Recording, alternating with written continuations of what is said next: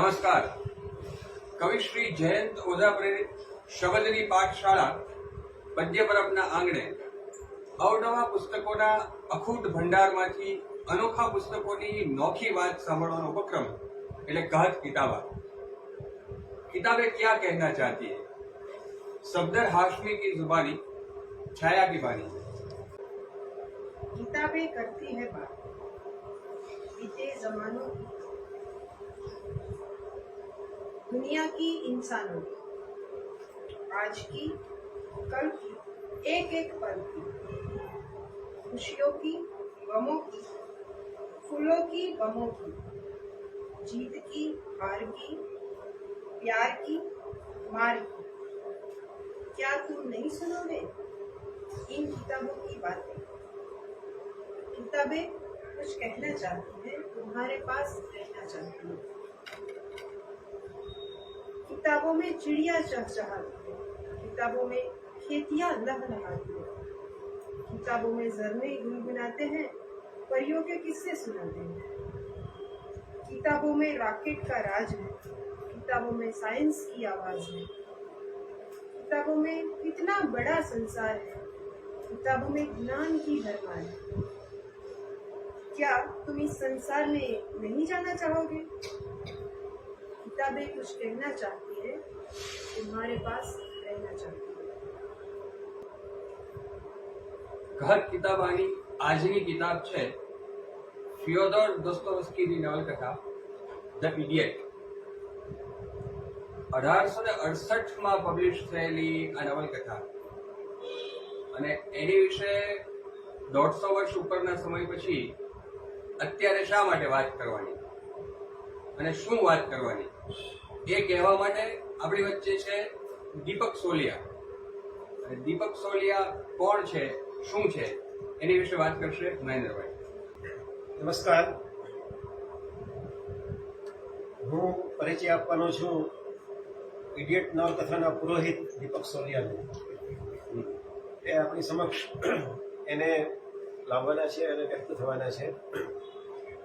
મારો અને દીપકનો સંબંધ બહુ જૂનો, અને મને એવી રીતે ઓળખાણ આપવી ગમશે કે વર્ષો પહેલા, એટલે 1984 લગભગ 84-85માં હું અહીંયા આવ્યો વિદ્યાનગરમાં. ત્યારે થોડા વખત પછી એક છોકરો સવારે મારે ત્યાં આવ્યો, બારણું ખખડાવ્યું, મને કે મારે સાર્ત્રનું પુસ્તક વાંચવું છે. હવે કોઈ આવીને સાર્ત્રનું પુસ્તક માગે, ક્યાંક આવીને હજી 20-22 વર્ષનો છોકરો માગે, કોઈ અંદર આવી જાય. અને પછી અંદર આવ્યો અને હજી અંદર જ છે. પછી તો બરાબર અમારું ચાલુ થયું મળવાનું, વાતો કરવાનું. એ વખતે એગ્રીકલ્ચરમાં અભ્યાસ કરતો, હોસ્ટેલમાં રહેતો, અને હું એ વખતે એકલો હતો. એટલે ત્યાં જતા એની રૂમ પર જે ક્લાસિકલ રૂમ હોય એવી સરસ એની રૂમ હતી, ચશ્માબંધ રૂમમાં હોય એવી. અને બેસી અને ચર્ચાઓ થતી. એમાં વામપંથીઓ અને ડાબેરી જમણેરી બધા હતા, અને આમ ધુમાડાબંધ ચર્ચાઓ થતી. બહુ મજા પડતી. અને પછી તો એણે વાંચવાનું શરૂ કર્યું, સાર્ત્ર અને કાફકા અને કામુને. એટલે આવા બધા ઝેરી ઝેરી લેખકો વાંચે એટલે ઝેર ચડે. ધીમે ધીમે વણસતો ગયો. અને એમ કરતા કરતા થયું કે એગ્રીકલ્ચરમાં એગ્રી થવા જેવું નથી. પછી તો લગભગ 2 વર્ષ પછી જ્યારે ફાઇનલ કરતો હતો MSc-માં અને કંઈક રિસર્ચ કરતો હતો, તો એકવાર આવ્યો કે મારે હવે ભણવું નથી, મારે છોડી દેવું છે, હું ઘરે જાઉં છું. પણ શું વાત છે? તો કે બસ હવે પરીક્ષા આપવાનું બાકી હતું 2 મહિનાનું. ભાગી ગયો. પછી વાતચીત થઈ, પછી પાછો આવ્યો, પરીક્ષા આપી, બહુ સારા માર્ક આવ્યા. આપણને એમ થાય કે એગ્રીકલ્ચર કર્યા પછી શું કરશે એમ, કારણ કે પુસ્તકમાં બરાબર પરડેલો, પોષાયેલો. મુંબઈ ગયો અને ત્યાં એ પોલ્ટ્રી ફાર્મમાં મરઘીઓને પોષવા માટેની કંઈ એની વિટામિન ને એવું બધું કંઈ વેચતો હતો એ. પણ અહીંયા તો ત્યારે મારે ત્યાં સમકાલીન નામનું મેગેઝિન હતું, હસમુખ ગાંધીનું. અને એ એક વખત વાંચ્યું અને બરાબર લાગી ગઈ કે ના, હસમુખ ગાંધી વાળું બરાબર છે. અને કે મને બધા છટકેલો હતો, લાઈનનો માણસ હતો. પછી ત્યાં હતો ને એકવાર ગયો સમકાલીનમાં અને કીધું કે મારે આવું છે અહીંયા, તો તે કરી દે, આપણું ભાષાંતર કરી દે. તો કર્યું ભાષાંતર. અને મને યાદ છે કે એણે હું કહ્યું હતું કે હસમુખ ગાંધીએ મને એવું કહ્યું કે અહીંયા જે લોકો કરે છે એના કરતાં સારું છે, આવતો રહેજે કાલથી. ત્યારથી એ પત્રકારત્વમાં આવ્યો અને પછી તો એની પાસે હતું બધું જાણકારીથી જમણું વાંચેલું હતું અને બહુ સરસ સરસ પૂર્તિઓ. મને ખ્યાલ પોપરની પૂર્તિ આપણે વિચારી ના શકીએ કે પોપર વિશે સ્પેશિયલ પૂર્તિ નીકળે, એ પૂર્તિ પણ હતી. અને બીજી ઘણી બધી પૂર્તિઓ કરી. ઘણા બધા છાપા મેગેઝિનમાં કામ કર્યું એણે, મુંબઈ સમાચારમાં, ચિત્રલેખામાં, આસપાસમાં. આહા જિંદગી નામનું સરસ મેગેઝિન આવતું, એ વખતે બહુ એનું ફેશન થયું. તો એમાં એ લખતો અને એમ જેમ એક વાતની 100 વાત કરે છે એમ અનેક નામે લખતો. લેખક તરીકે, લેખિકા તરીકે, બે તરીકે કામ કરેલું છે.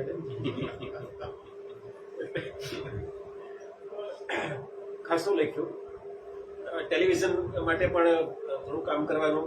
ઘણા બધા કલાકારોના ઘરે જઈને ઇન્ટરવ્યૂ લીધા અને ઘણા બધાને હેરાન પણ કર્યા છે એવી રીતે ઇન્ટરવ્યૂમાં. ખૂબ મજા કરી. પણ હું વાંચવાનું અને લખવાનું સતત ચાલતું રહ્યું. ધીમે ધીમે થયો પરિપક્વ અને પછી બોલવાનું ચાલુ કર્યું. ઘણી બધી જગ્યાએ એમને મળવા માંડ્યા. પણ આપણે ત્યાં ગુજરાતમાં ગુજરાતી પત્રકારત્વમાં એક સ્વસ્થ અને કોઈ પણનો પક્ષ કે લીધા વગર જે વાત હોય એ બરાબર માંડીને વિગતવાર કહેવાની, શાંતિથી અને વચ્ચે વચ્ચે લહેકા વાતચીત કરતા એવી રીતે એ ભાષામાં લખવાનું એણે કર્યું. ક્લાસિક નામની કોલમમાં ઘણી બધી નવલકથાઓની વાત કરી, ઘણા બધા પિક્ચરો વિશે લખ્યું છે. એમ તો અનેક નવલકથા પણ લખી છે અને સિદ્ધાર્થ વિશે, સિદ્ધાર્થનું નાટ્ય સ્વરૂપ કર્યું છે. અમૃતા પ્રીતમ વિશે પણ શાયરી વિશે પણ એક પુસ્તક લખી છે. એમ લખે છે. એમની પત્ની છે હેતલ, એ પણ માસ મીડિયામાં કામ કરે. એટલે આ બંને માસ મીડિયાવાળા પછી ગુજરાતમાં ખાસા પ્રસિદ્ધ થયા. ઘણી બધી જગ્યાએ પ્રવચન માટે, પુસ્તકોના પ્રવચન માટે અને સંવાદ માટે પણ દીપક જતો હોય છે. એની જોડે નિરાંતે વાત થઈ શકે. વિદ્યાનગર એની ગમતી જગ્યા છે અને એને એમ થાય કે ના રહેવું હોય તો વિદ્યાનગરમાં રહેવું જોઈએ. એટલે વિદ્યાનગર આવવાનું કહીએ એટલે ના પાડવાની મુશ્કેલી પડે એને. વળી માથા ઉતરીને વિદ્યાનગર આવે ખરો અને અહીંયા આવે ત્યારે ખીલી જાય છે. તો આજે એ આપણને વાત કરશે. અને વાંચવાનો જથ્થો એનો બહુ મોટો છે, એટલું બધું લખ્યું છે એટલે ઘણું બધું એની પાસે છે. તો ધ ઇડિયટ નામની નવલકથા બહુ પ્રસિદ્ધ થઈ નથી, બહુ એકદમ કોમ્પ્લિકેટેડ રીતે લખાયેલી છે. અને દોસ્તોવસ્કીએ કહ્યું હતું કે મેં આ નવલકથા બહુ સારી રીતે લખી નથી, પણ મને સૌથી ગમતી નવલકથા તો આ જ છે. હું જે કહેવા માંગતો હતો એવું ઘણું બધું આમાં સરસ રીતે કહેવાયું છે. તો એ નવલકથાને આપણી સમક્ષ ખોલશે અને આપણે એ દીપકના પ્રકાશમાં ઇડિયટને જોઈએ. મહેન્દ્રભાઈ જે પરિચય આપ્યો મારો, એકવાર આવી જ રીતે મારો પરિચય હેતલ મારી વાઈફને એમણે આપેલો. આ જ વાક્ય કહેલું કે એક દિવસ સવારે ડોરબેલ વાગી, મેં બારણું ખોલ્યું, દીપક ઉભો હતો અને કે હસીને આમ કપિલ દેવ જેવા બે આગળના દાંત દેખાડીને કે મારે શાસ્ત્રનું પુસ્તક છે. ત્યાર પછી હું જયારે આમ ક્યારેક હરીસામાં જોઈને હસું, મને આ બે આગળના દાંત જોઈને એમને કપિલ દેવની ઉપમા યાદ આવે. હશે એમ જ હશે. ઇડિયટ પણ મેં કદાચ એમની પાસેથી જ લઈને વાંચી હશે એવું બને, કારણ કે મારા પુસ્તકના સ્ત્રોત એ જ હતા.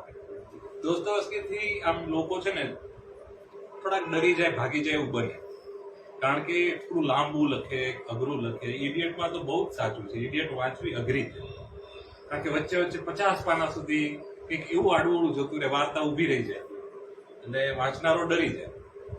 પણ મારું એવું કહેવું છે કે દોસ્તોવસ્કીથી જરાય ડર્યા વગર એમાં ડૂબવા જેવું છે,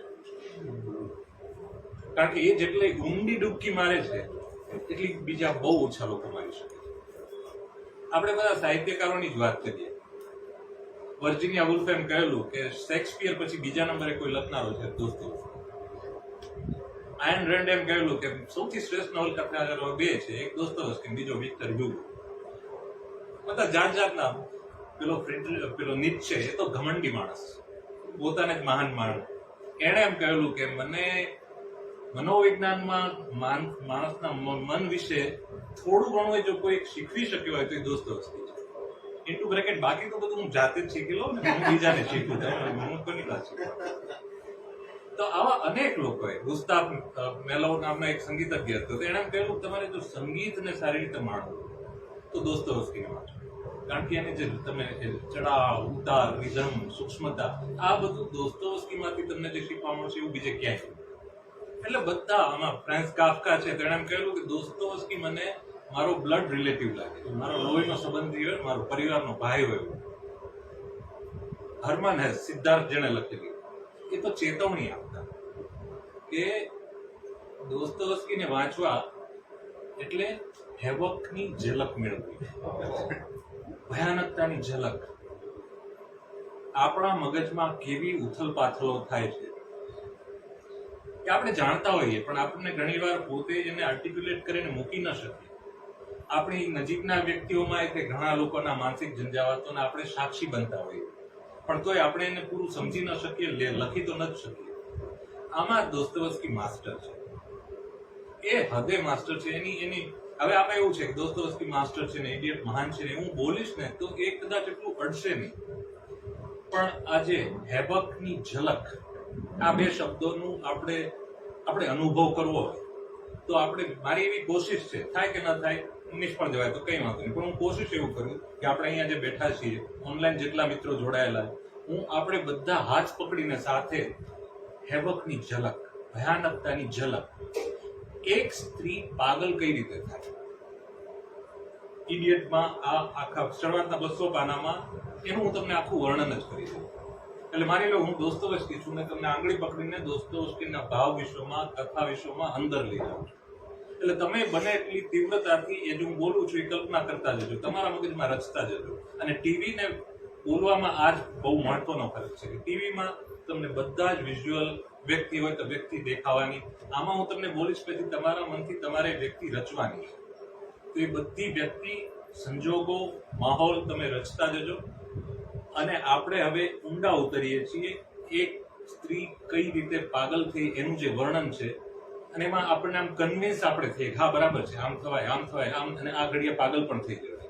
હવે આપણામાંથી કોઈ પાગલ નથી થયું, આપણી આજુબાજુમાંથી કદાચ કોઈ પાગલ નથી થયું, પણ છતાં આપણને એવું લાગે કે ના એક્ઝેક્ટલી આવી રીતે પાગલ થઈ શકાય એવું જે દોસ્તોવસ્કી વર્ણન કર્યું છે એની વાત. પાગલ થનારી સ્ત્રીનું નામ છે નાસ્તાસ્યા ફિલિપોના બારાસ્કોવા. બહુ લાંબુ નામ છે.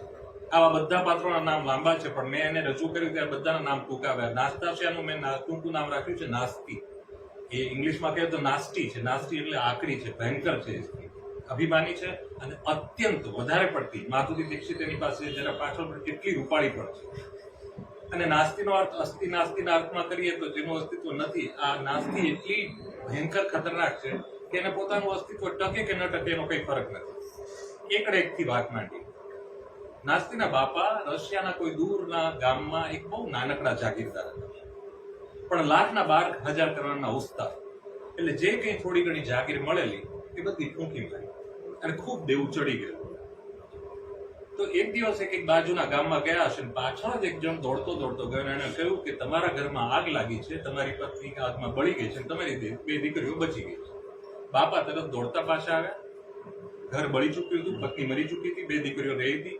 બાપાને એટલો આઘાત લાગ્યો કે થોડા દિવસમાં એ પણ મૃત્યુ પામ્યો. 2 છોકરીઓ અનાથ થઈ ગઈ, જેમાંની એક નાની. બાજુમાં એક બીજો જાગીરદાર રહેતો, એનું નામ તોત્સ્કી. એ પીટર્સબર્ગમાં રહેતો હતો, પણ એની અહીંયા જાગીર હતી. એને ત્યાં એક જર્મન પરિવાર એની જાગીર સંભાળતો હતો. એ પરિવારમાં 2-4 સંતાનો હતા. એટલે તોત્સ્કીને આ 2 છોકરીઓની દયા આવી ગઈ. એટલે એને પેલા જર્મન પરિવારને કહ્યું તારા બાળકોની જોડે આને ઉછેરજે, હું તને થોડા પૈસા આપી દઈશ. એટલું કહીને તોત્સ્કી જતો રહ્યો. 3-4 વર્ષ તો એ આવ્યો ને એ ભૂલી ગયો કે આવા કોઈ 2 છોકરીઓ એને ભણાવેલી. એ પછી આવ્યો 4 વર્ષે, ત્યારે 2માંની એક છોકરી ટીબીથી ગુજરી ગયેલી. હવે બચી એક છેલ્લી નાસ્તા છે. તો એ બધા બાળકો રમતા હશે, તોત્સ્કીની નજર ગઈ 12 વર્ષની નાસ્તી ઉપર. અને ભયંકર સૌંદર્યનો પારખું માણસ હતો. એને સમજાયું કે આ 12 વર્ષની છોકરી છે ને એ ગજબની સુંદરી બનવાની દિશામાં આગળ વધી રહી છે. એટલે એને તરત એક ગવર્નેસની શિક્ષિકાની ગોઠવણ કરી. એને એમ કહ્યું કે આને તારે કેળવવાની, બરાબર ભણાવ, એને બધું વાંચતા લખતા દુનિયાદારીને થોડું શીખવ. અને પછી વચ્ચે એ આવતો રહ્યો, પેલી કેળવણી નાસ્તીની ચાલતી રહી. નાસ્તી 16 વર્ષની થઈ ત્યારે એને ત્યાંથી એ જાગીરમાંથી ઉઠાવીને દૂર એક બીજી જાગીર પર લઈ જવામાં આવી. એ જાગીર પણ આની જ હતી, તોત્સકી. ત્યાં એક નવું મકાન બાંધવામાં આવ્યું, નાનકડું સરસ મજાનું સુંદર મકાન માત્ર નાસ્તી માટે. એમાં બધી જ સરસ સગવડો, ટીનેજર છોકરીને વાંચવા ગમે એવા પુસ્તકો, ચિત્રકામનો સામાન, સંગીતનો થોડો સામાન અને એક નવી વધારે ભણેલી સજ્જ એવી ગવર્નેસ જે આ છોકરીનું ઘડતર કરે. અને એ છોકરીને એકલા રહેવામાં કંટાળો ન આવે એટલે નાનકડું એક સરસ મજાનું ઊંચી ઓલાદનું કુરકુર્યું કૂતરું પણ કર્યું. અને એ આખા સરસ માહોલવાળા ઘરને નામ પણ આપવામાં આવ્યું આનંદ ઉદ્યાન, એનું જે રશિયન થતું હોય તે. એ આનંદ ઉદ્યાનમાં આનંદ મેળવવા માટે 16 વર્ષની નાસ્તી સાથે પેલો તોત્સકી પહેલી વાર આવ્યો અને એ ખાસું 2-3 મહિના રોકાયો. અને પછી દર વર્ષે બધા જ કામકાજ પડતા મૂકી એ તોત્સકી આ આનંદ ઉદ્યાનમાં આવતો, નાસ્તીનો સહવાસ માણતો અને પછી 3-4 મહિને જતો. આવું 4 વર્ષ ચાલ્યું. નાસ્તી 16 થી માંડીને 20 વર્ષની થઈ. નાસ્તી 20 વર્ષની થઈ, તોત્સકી આવ્યો, 3 મહિના રોકાયો, પાછો પીટર્સબર્ગ ગયો. એના 4 મહિના પછી નાસ્તીને એવા ન્યૂઝ મળ્યા, અફવા મળી કે તોત્સકી કદાચ લગ્ન કરવાનું વિચારી ગયો. નાસ્તી ક્યારેય ગામમાંથી બહાર ગયેલી એ સીધી ઉપડી પીટર્સબર્ગ જેવા મોટા શહેરમાં એકલી પહોંચી, સીધી તોત્સકીના ઘરે જઈને ડોરબેલ વગાડી. તોત્સકીને આમ નવાઈ લાગી. એ થોડો ખીજાયો કે તું અહીંયા ક્યાં આવી ધમકી. નાસ્તી જરા હસી અને એને થોડી 2 વાક્યો કહ્યા ને ત્યાં જ તોત્સકીને સમજાઈ ગયું કે એ જે 4 મહિના પહેલા જે છોકરીને જોઈને મળીને આવેલો એ સાવ જુદી હતી. એક ગભરૂ કિશોરી હતી જે ક્યારેક બેચેન થાય, ક્યારેક રડી પડતી, ક્યારેક ઉદાસ રહેતી, ક્યારેક આમ સાવ બાળક જેવી, કિશોરી જેવી, સહજ કિશોરી, ગભરૂ બાળક. અને આજે આવીને બેઠી છે 4 મહિના પછી, એ જમાનાની ખાતેરી છે. એને દુનિયાદારીની ખબર છે, એને કાયદાની પણ ખબર છે, કાયદામાં શું થાય, કાયદામાં ન થાય, દુનિયાદારીમાં શું ચાલે, શું ના ચાલે, બધી ખબર છે. તોત્સકીને એ નવાઈ લાગી કે આ છોકરી આ બધું ક્યાંથી વાંચ્યું, મેં એને ત્યાં જે પુસ્તકો મૂક્યા એમાં આ બધી વાતો નહોતી, પણ આ તો બધું પાક્કું કરીને દુનિયાદારી, કાનૂન બધું જાણીને ક્યાંથી આ કઈ રીતે એટલી ઘડાઈ હશે. અને નાસ્તીએ ખાલી 2-4 વાક્ય જ કહ્યા, હસીને પહેલી વાર તુચ્છકાર પૂર્વક હસી તોત્સકી સામે. અને એને તોત્સકીને કહ્યું, મિસ્ટર તોત્સકી, તમારા પ્રત્યે આજ સુધી મેં જિંદગીમાં જે લાગણી અનુભવી છે માત્ર ચીડ અને ધિક્કારની લાગણી અનુભવી છે. હવે તમે પરણો છો કે નથી પરણતા મને કોઈ ફરક નથી. તમે આને પરણો છો કે તેને પરણો છો મને કોઈ ફરક નથી. પણ તમે બહુ મજા માણી છે તો મને લાગે છે કે હવે થોડું હસવાનો વારો મારો છે. તોત્સકી ભયંકર રીતે ડરી ગયો. આ કોણ છે? લગ્ન કરવાનો વિચાર હતો. તોત્સકીની ઉંમર 50 થઈ ચૂકેલી. એ આ 19મી સદીના ઉત્તરાર્ધનું રશિયા છે. ત્યારના જમીનદાર આવી રીતે 50 વર્ષ સુધી તો બધી મોજ મસ્તીઓ જ કરતા આવી બધી નાસ્તીઓ સાથે, અને 50મા વર્ષે સેટલ થાય એ નોર્મલ ગણાતું. અને એને લોકો, મોટા મોટા પરિવારના લોકો આવા 50 વર્ષના પ્રૌઢોને કન્યા આપતા પણ ખરા, એ બધું સહજ ગણાતું. એટલે તોત્સકી ખરેખર ભણવાનું વિચારતો હતો, એ કન્યા જોઈ રહ્યો હતો. પણ આ નાસ્તીની ધમકી પણ શું, એને જે કહ્યું એ પછી એ ડરી ગયો. એણે 15 દિવસ સુધી શાંતિથી વિચાર્યું કે કરવું શું. 15 દિવસ દરમિયાન એણે વિચાર્યું, નાસ્તીને જોઈને એને એ સમજાયું કે આ નાસ્તી છે ને, એને આ મગતરું, આમ તો કોઈ પણ મોટા માણસ મહારથીની સામે કોઈ મગતરું પડે ને તો એને મસળવાની કળા મહારથીઓને આવડતી જ હોય છે, એટલે તે મહારથીઓ બનતા હોય. પણ આ નાસ્તીનું મેં તમને કહ્યું એમ એને અસ્થિ નાસ્તીથી ફરક જ નહોતો પડતો. એ જીવે મરે એને જાણે કઈ ફરક જ નથી.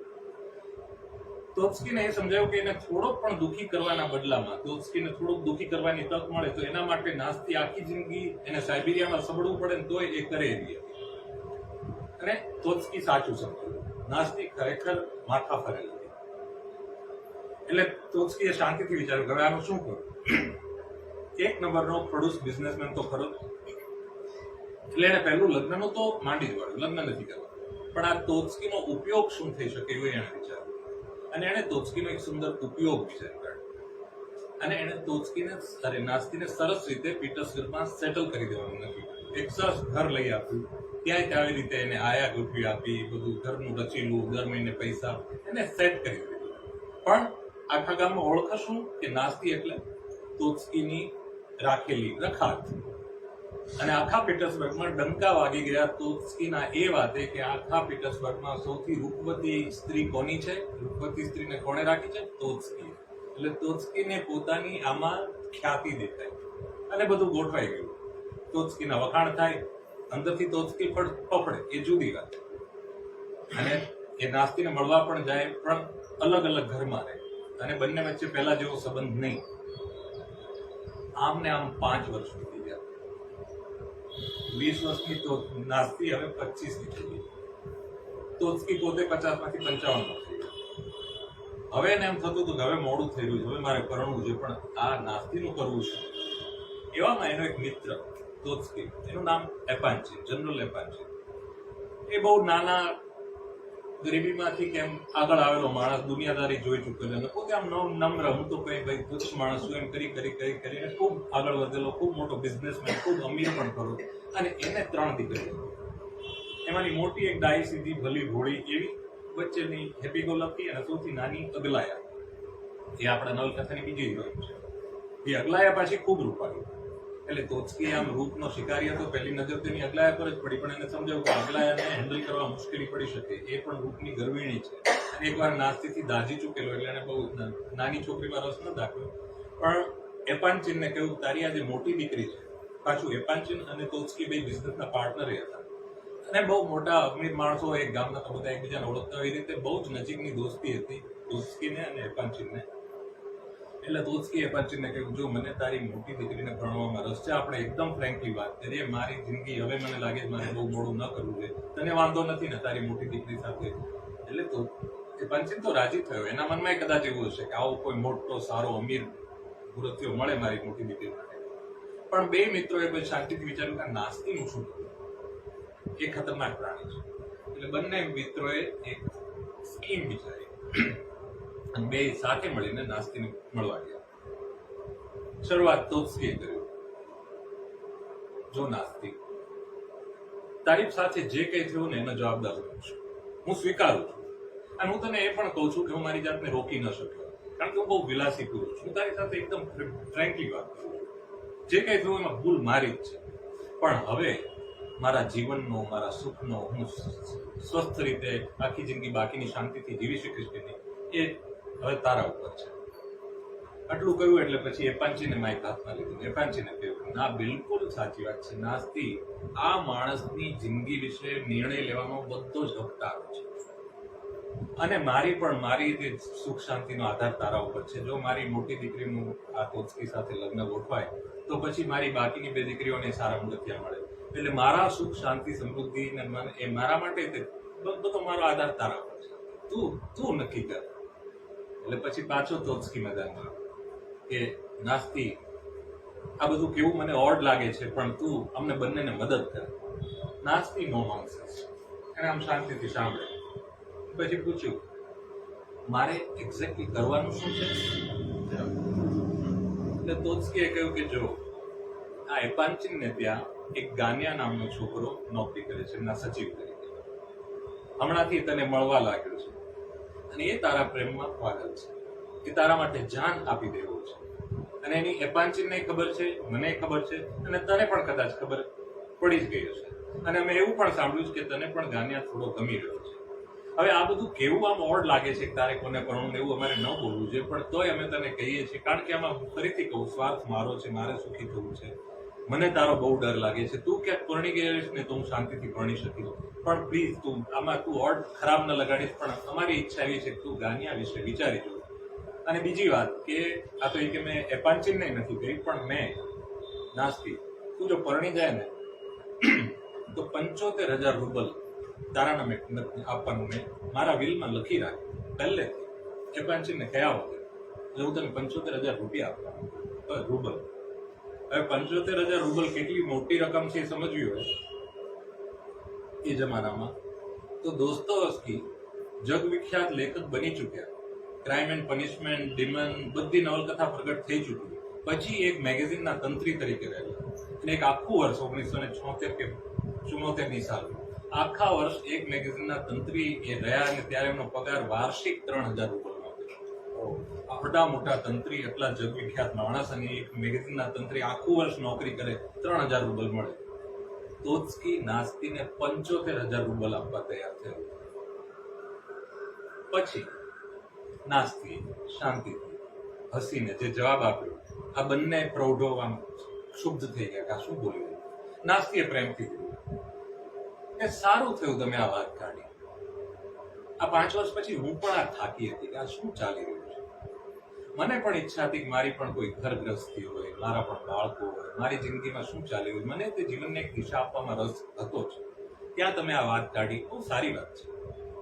ગાનિયાને હું ઓળખું છું, મને ગાનિયા ઉપર માન છે. છોકરો સારો છે, પોતાના બલબૂતા ઉપર આગળ વધી રહ્યો છે. એની મમ્મી અને એની બેન, એના વિશે મેં સાંભળ્યું, બહુ સ્ટ્રોંગ કેરેક્ટર વાળી, મજબૂત, ચારિત્રવાન મહિલાઓ છે. આવા પરિવારમાં મને જવું ગમે, પણ સવાલ એ છે કે પરિવાર મને સ્વીકારવા તૈયાર થશે. સવાલ એ છે કે ગાનિયા મને પસંદ કરે છે ખરો. એટલે જો ગાનિયા મને પસંદ કરતો હશે, એનો પરિવાર મને પસંદ કરતો હશે, તો હું ચોક્કસ આ વિશે વિચારી જોઈશ. પણ એ વિશે હું અત્યારે ખાતરીપૂર્વક ન કહી શકું. અને બીજી વાત કે તમે મને 75,000 રૂબલ આપવાના છો, એ પણ તમે ગાનિયાને કહો, બધાને કહો. ગાનિયાને ભલે ખબર પડે કે હું જો એને પરણું તો 75,000 રૂબલ મળવાના છે. આપણા સંબંધ વિશે પણ ગાનિયાને કહો. બધું જ આપણે ખુલ્લું રાખીએ અને પછી આપણે જોઈએ શું થાય. અને પછી ખરેખર એટલે બંને રાજી થયા. પેલો એપાન્ચિન તો બહુ રાજી થયા કે ના વાંધો નહીં, આ તો ચાલી રહ્યું છે. પણ તોત્સ્કી હજી એ ડરતો હતો. નાસ્તીએ છેલ્લે કહ્યું, તમે મને આજે 75,000 રૂપિયા આપો છો ને, એ મારી જિંદગી બરબાદ કરવાની કિંમત છે ને, એ હું વસૂલી રહી છું. એટલું બોલતા નાસ્તી ગુસ્સામાં આવી ગઈ. એનાથી એપાન્ચિન રાજી થયો, ભલે ગુસ્સે થઈ, પણ હવે એ પલોટાઈ રહી છે. હવે લગ્ન કરવા તૈયાર થઈ ગઈ. હવે કદાચ ગાનિયાને પરણશે. પણ તોત્સ્કીને બીક લાગતી હતી કે હજી આ જે પુષ્પદૂત છે ને એની અંદર કંઈક સાપ ન નીકળે તો સારું. પછી થોડા દિવસ બાદ નાસ્તી એ ગાનિયા સાથે વાત કરી કે જો આપણા લગ્નની વાત થઈ રહી છે, હું વિચારી રહ્યો છું, તું પણ વિચાર. છેલ્લે સુધી મને પણ ના પાડવાની છૂટ, તને પણ ના પાડવાની છૂટ, આપણે બંને છૂટા છીએ. પછી બંને વિચારણા શરૂ કરી નાસ્તી અને ગાનિયાએ. પછી આ બે પ્રૌઢોએ દબાણ કર્યું નાસ્તી ઉપર કે ભાઈ તું તારીખ તો નક્કી કર, હવે તું કોઈક દિવસે બોલતો ખરી કે હવે મારો લગ્નનો નિર્ણય ફાઇનલ. તો નાસ્તીનો જન્મદિવસ આવતો તો 25મી વર્ષગાંઠ. એટલે નાસ્તીએ કહ્યું મારી 25મી જન્મદિવસની સાંજે હું પાર્ટી આપીશ ને એમાં હું જાહેરાત કરીશ કે ગાનિયાને હું પરણું છું કે નથી પરણું. નાસ્તીનો 25મો જન્મદિવસ. નવલકથાનું પહેલું પાનું અહીંથી શરૂ થાય છે. એ દિવસે એક ટ્રેન વોર્સો પોલેન્ડથી પીટર્સબર્ગ આવી. એની ટ્રેનમાં બે જુવાનિયા 26-27 સામ સામે બેઠા છે. એક કાળા વાળ વાળો, ચપટા નાક વાળો, આમ માંદો મરેલો ઠંડો લાગે એવો પણ આકરો એવો એ રોગોઝિન. અને બીજો એની સામે બેઠેલો પ્રમાણમાં થોડો લાંબો, ગાલમાં થોડા ખાડા, જરાક દાઢી, બ્લુ આંખો, જે એક રીતે કહીએ તો જીસસ ક્રાઇસ્ટનું રૂપ એને આપવાની કોશિશ કરી. પણ દોસ્તોવ્સ્કી પોતે બહુ એ વિશે બોલ્યા નથી. પણ એવું જ છે કે એક આદર્શ મનુષ્ય કેવો હોય એની કલ્પના. ઇડિયટ નવલકથાનો હીરો આ છે, જે બીજો આ, એનું નામ છે પ્રિન્સ મિશ્કિન. એટલે પ્રિન્સ મિશ્કિન અને રોગોઝિન બે સામ સામે બેઠા છે. કેઝ્યુઅલ વાતો શરૂ થાય છે. પ્રિન્સ મિશ્કિન પોતાની ઓળખાણ આપે છે કે હું નાનો હતો, મારા મમ્મી પપ્પા ગુજરી ગયા, મને કોઈ મગજની બીમારી છે, મને વાયને આંચકી આવે છે અને મારો માનસિક વિકાસ ઓછો થયો હોવાને કારણે મને સતત મનોચિકિત્સકની સારવાર આપવી પડી.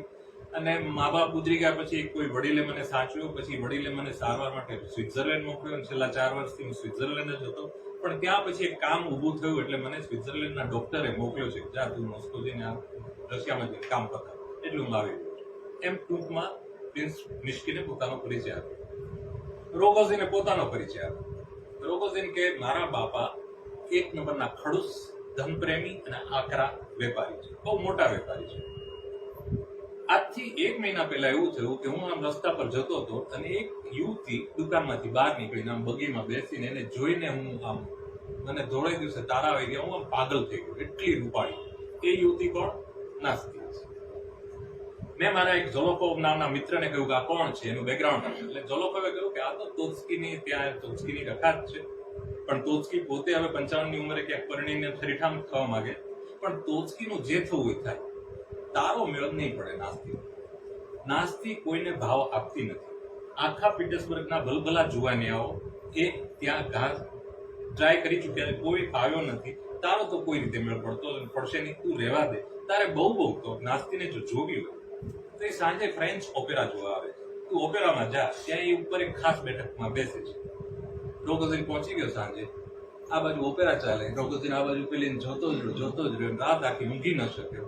બીજે દિવસ સવારે એના બાપાએ 10,000 રૂબલનું કંઈક બોન્ડ આપ્યા વટાવવા માટે, જો આ વટાવી આવ, અને એમાંથી પછી કે 7,000 ઓફિસમાં પેમેન્ટ કરી દે, 3,000 કરે કેશ લઈ આવજો, એવું સમજાવીને મોકલ્યો. રોગોઝિન સીધો ગયો, બોન્ડ વટાવ્યા, 10,000 રૂબલ લીધા અને સીધો પહોંચ્યો ઝવેરીને ત્યાં, અને સરસ મજાના મોંઘા બુટિયા લીધા, 10,400 રૂબલ બિલ, પાસે 10,000 હતા.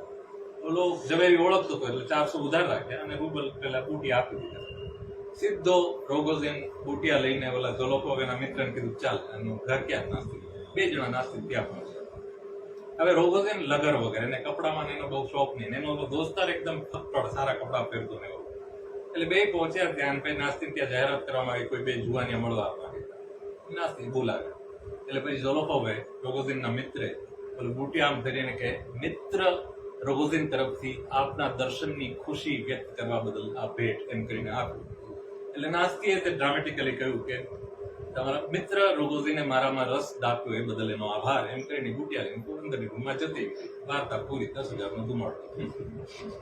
2 જણા બહાર નીકળ્યા. રોગોઝિનને એટલું સમજાણું, પેલી એક પણ વાર નાસ્તી રોગોઝિન સામે જોયું જ, એને ખાલી ઝોલોકોવ સાથે વાત કરી. એટલે રોગોઝિને પહેલું જ કહ્યું, હવે પછી તું ના આવતો, હવે પછી હું એકલો જઈશ. એટલે ઝોલોકોવ કે મારી છોડ, તું તારા બાપાનું વિચાર, તારા બાપા શું કરશે, હવે તને લબડ ધકેલે છે. રોગોઝિને બાપાને ઓળખતો હતો કે આ બાપા તો મારી નાખશે. એને એમ પણ વિચાર આવે રસ્તામાં નદી આવતી, તે કૂદી પડું, કારણ કે બાપા બહુ મારશે, પણ પછી કૂદ્યો નહીં, ઘરે પહોંચે. ઝોલોકોવ ચાડી ફૂંકણો, થોડી વારમાં ચાડી ફૂંકી, 1-2 કલાકમાં ઘર સુધી ન્યૂઝ પહોંચી ગયા કે ભાઈ આ 10,000 ઉડાવીને આવ્યો. બાપાએ પછી પકડ્યો, રિમાન્ડ. 1 કલાક જે એની રિમાન્ડ પર ધુલાઈ કરી, ફિઝિકલ નહીં, પણ 1 કલાક પછી બાપા અટકીને એટલું કહ્યું કે આ પ્રસ્તાવના છે, બાકીનું હમણાં હું આવીને પછી. એટલે પ્રસ્તાવના બતાવીને બાપા સીધા પહોંચી ગયા નાસ્તીના ઘરે. માથું કપાળ ફર્સ્ટને અડાડીને નાસ્તીના પગમાં પડીને કે મારો દીકરો ડોબો છે, મારા પૈસા આપી દે, અને રડવા લાગ્યો. નાસ્તી અંદર જઈને ડબ્બો લઈ આવી ઘરેણાનો ને આ ઘા કર્યો, લઈ જાય, પણ તારા દીકરાને કહે છે કે હવે આ બુટિયા મારા માટે પહેલા કરતા પણ વધારે મૂલ્યવાન બની ગયા છે.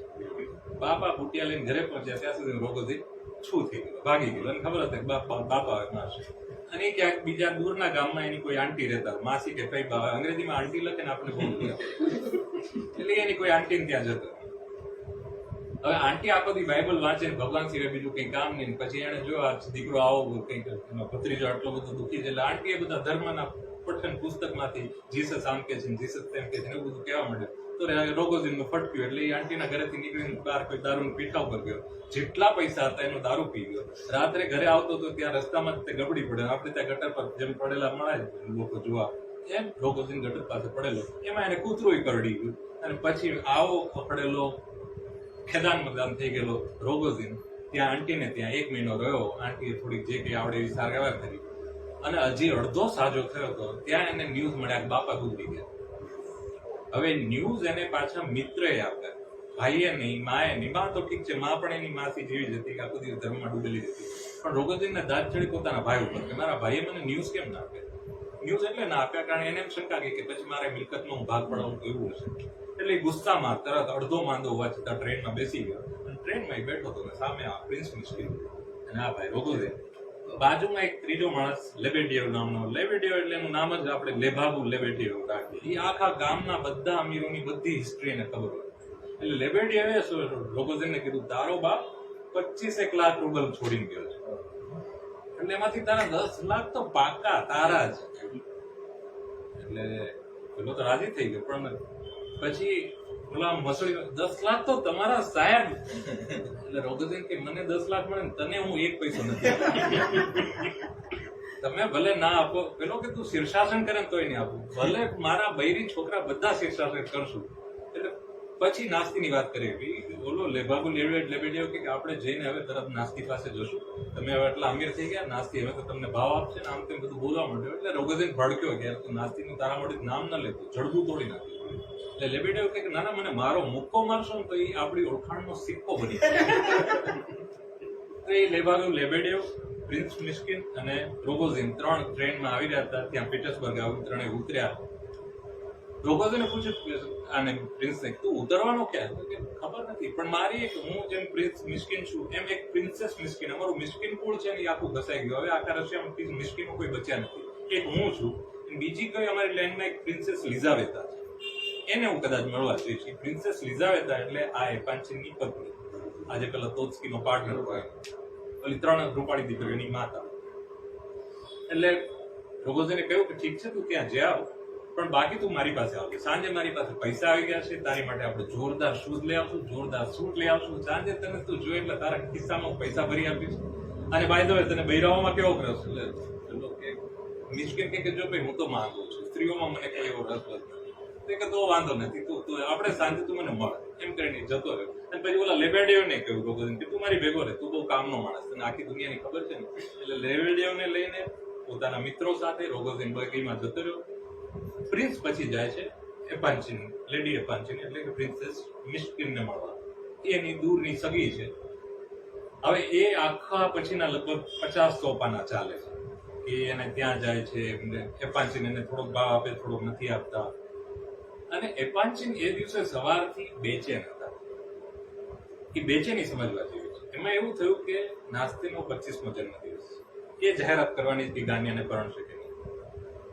હવે એમાં આખા ગામમાં ઘુસર ચાલુ થઈ ગયું કે આ ગાન્યા છે ને એક નંબરનો ખડૂસ માણસ છે. એ નાસ્તીની પાસે પરણશે, 75,000 ગૂગલ મેળવશે અને પછી નાસ્તીને મારશે, સીધી કરી નાખશે, છૂટાછેડા લઈ. એની ગણતરી, એનો ઈરાદો સારો નથી. એનો ઈરાદો માત્ર પૈસામાં છે. એક આવી અફવા ચાલુ થઈ. બીજી અફવા એવી ચાલુ થઈ કે એટલી તો જનરલ એપાન્ચિનને નાસ્તીમાં બહુ રસ છે, જેમ તોત્સ્કીન હતો એમ. પણ એ કે ગાન્યાને પરણી જાય નાસ્તી, ગાન્યા તો આપણો સેક્રેટરી છે, એટલે પછી ગાન્યાને હટાવીને આપણે પણ નાસ્તી સાથે નિકટતા કેળવી શકશું. એવું કદાચ એપાન્ચિનનો ગંદો ઈરાદો છે. એટલે એપાન્ચિન આખી વાતમાં રસ લઈ રહ્યો. હવે આ આખી મોં માથા વગરની અફવા હતી, પણ આ અફવાને ટેકો આપે એવી એક નાનકડી ઘટના બનેલી. એ હતી કે એપાન્ચિને નાસ્તીના જન્મદિવસે નાસ્તીને ભેટ આપવા માટે વધારે પડતો મોંઘો એક ગળાનો હાર ખરીદ્યો. જેવું રોગોઝિને કરેલું, બુટિયા ખરીદે, એમ એપાન્ચિન જે પોતે 55-60નો 3 દીકરીનો બાપ, અને એ રૂપાળી યુવતી માટે એટલો મોંઘો હાર ખરીદે. તો એની વહુને લિઝાવેતાને ક્યાંકથી સહેજ ગંધ મળી કે ભાઈ નાસ્તી માટે તારા વરે મોંઘો હાર ખરીદ્યો છે.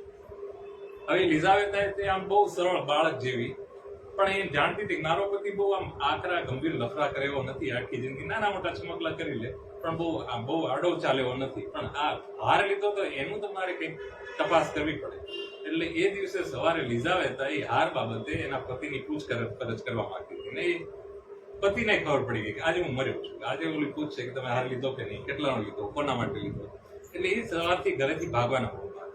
પણ ભાગવું કઈ રીતે? એની પત્નીને બધા સવાર 10 થી 11 ડાઇનિંગ ટેબલ ઉપર બધા ભેગા થાય. એટલામાં પ્રિન્સ મિસ્કિન ત્યાં આવ્યો. એટલે એપાન્ચિને લાભ લીધો અને મિસ્કિનને વચ્ચે ધરી દીધો. એ સીધો એની પત્ની પાસે ગયો, જો આ તારા કુળનો મિસ્કિન છે, મગજનો થોડો બીમાર છે, આની જોડે વાત કર, મારે આજ બહુ મીટિંગ છે, હું બહુ ઉતાવળમાં, એમ કરીને ભાગી ગયો પત્નીની પૂછપરછથી બચવા. પછી એ પત્ની લિઝાવેતા અને એની 3 દીકરી સાથે પ્રિન્સ મિસ્કિનની વાતો થાય, જે લગભગ 40-50 પાના સુધી ચાલે. એમાં બહુ જ મહત્વની કેટલીક વાતો આવે છે. એમાં મિસ્કિન પોતાના જીવન વિશે કહે છે કે સ્વિટ્ઝરલેન્ડમાં 4 વર્ષ રહ્યો, ત્યાં શું થયું, ત્યાં કેવા કેવા માણસોને મળ્યો. ખાસ તો એમાં 3 એવા દ્રશ્યોના વર્ણન આવે છે કે એક માણસને દેહાંતદંડ મળે ત્યારે એની છેલ્લી પળોમાં શું થાય. અને આનું વર્ણન એટલા માટે છે, આપણને પછી સમય મળશે તો વાત કરશું. દોસ્તોવસ્કી પોતે એમાંથી પસાર થઈ ચૂક્યો છે. દોસ્તોવસ્કીને એકવાર દેહાંતદંડની સજા થયેલી, ફાયરિંગ સ્પોટ સામે ઉભા રહેવાનું, આગળ 3 જણ, બીજી લાઈન બીજા 3માં દોસ્તોવસ્કી હતા, એ લોકોને મારી નાખવાની સજા હતી. અને છેલ્લી ઘડીએ ઝારનો, રાજાનો માણસ આવીને સજા પછી તબદીલ કરી દેહાંતદંડને બદલે સાયબિરિયા મોકલી આપે. પણ એ થોડી પળોમાં જે તમને કહેવામાં આવે કે 5 મિનિટ પછી તમારું મોત થવાનું, 100% ફાઇનલ, એમાં કોઈ અફરજ છે, તો તમારા મગજ પર કેવી અસર. અને એ બીજી લાઈનમાં દોસ્તોવસ્કીની બાજુમાં જે માણસ ઉભેલો એ તો પછી પાગલ થઈ ગયો આ દબાણથી, કે મૃત્યુની સામે ઉભા રહેવાને કારણે પાગલ થઈ ગયો. દોસ્તોવસ્કી પાગલ ન થયા, પણ એમણે આખી વસ્તુને ઊંડાણપૂર્વક પછી ઉતારી અને ઇડિયટમાં આ લખી. એને એ બહુ સારું કામ કર્યું છે. એ એમણે આ જ નવલકથામાં લખ્યું છે બહુ જ વિગતે કે મૃત્યુ સામે હોય અને છેલ્લી 5 મિનિટ કેવી હોય. એ ખાલી એ વાંચવા પૂરતું એ ઇડિયટ વાંચવા જેવી છે. પણ એ વાર્તામાં આપણે ઓલે નાસ્તીના બર્થડેની પાર્ટીમાં વચ્ચે આ બધું આવી જાય, પણ પછી એની વાત પછી કરશું. તો છેલ્લે એ 3 દીકરીઓ અને એની મમ્મી લિઝાવેતા સાથે બધી પ્રિન્સ વાતો કરતો હતો. અચાનક પછી ચહેરાની વાતો આવી કે પ્રિન્સ કે હું બધાના ચહેરા ઓળખી શકું કે આ ચહેરો તો આવો ને આ ચહેરો તો આવો, એવું મને થોડી ખબર પડે. એને 2 દીકરીઓની મોટીને વચલીની વાત કરી, તારા ચહેરા પર મને આવું સમજાયું. પછી ત્રીજી અગલાયાની વાત નીકળી ને એટલે આ મિસ્કિન કે ના, એ હું નહીં કહી શકું. તેની મમ્મી કે કેમ? 2 દીકરીઓને તો કહ્યું કે આ બહુ જ રૂપાળી છે અને રૂપ બહુ ગૂઢ વસ્તુ છે, એમાં થાપ ખાઈ જવાય. એમ ના કે થાપ ખાય પણ બોલવું તો પડે. તો પછી પ્રિન્સ મિસ્કિન સરળ માણસ છે. આખું પુસ્તક જ મિસ્કિન કેવો માણસ છે એના વિશેનું છે.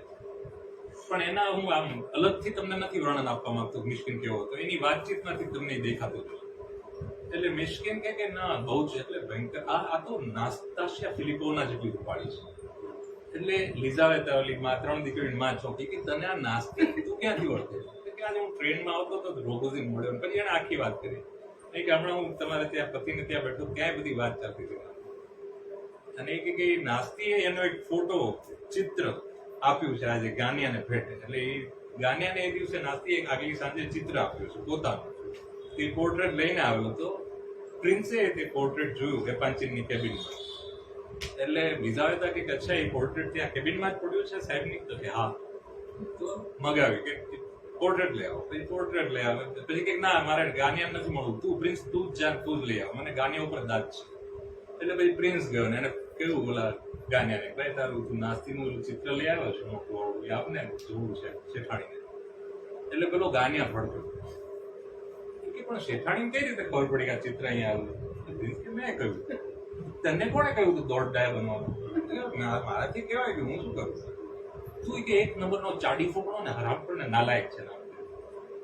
પણ એની પછી પરાણે ચિત્ર આપ્યું. હવે આમાં ટૂંકમાં તમને કહી દઉં, ગાનિયા જે છે ને એ ખરેખર હા એને પૈસામાં રસ હતો, પણ નાસ્તીથી એ પણ થોડો ડરતો. એને રસ હતો આ 3 માની નાની દીકરીમાં.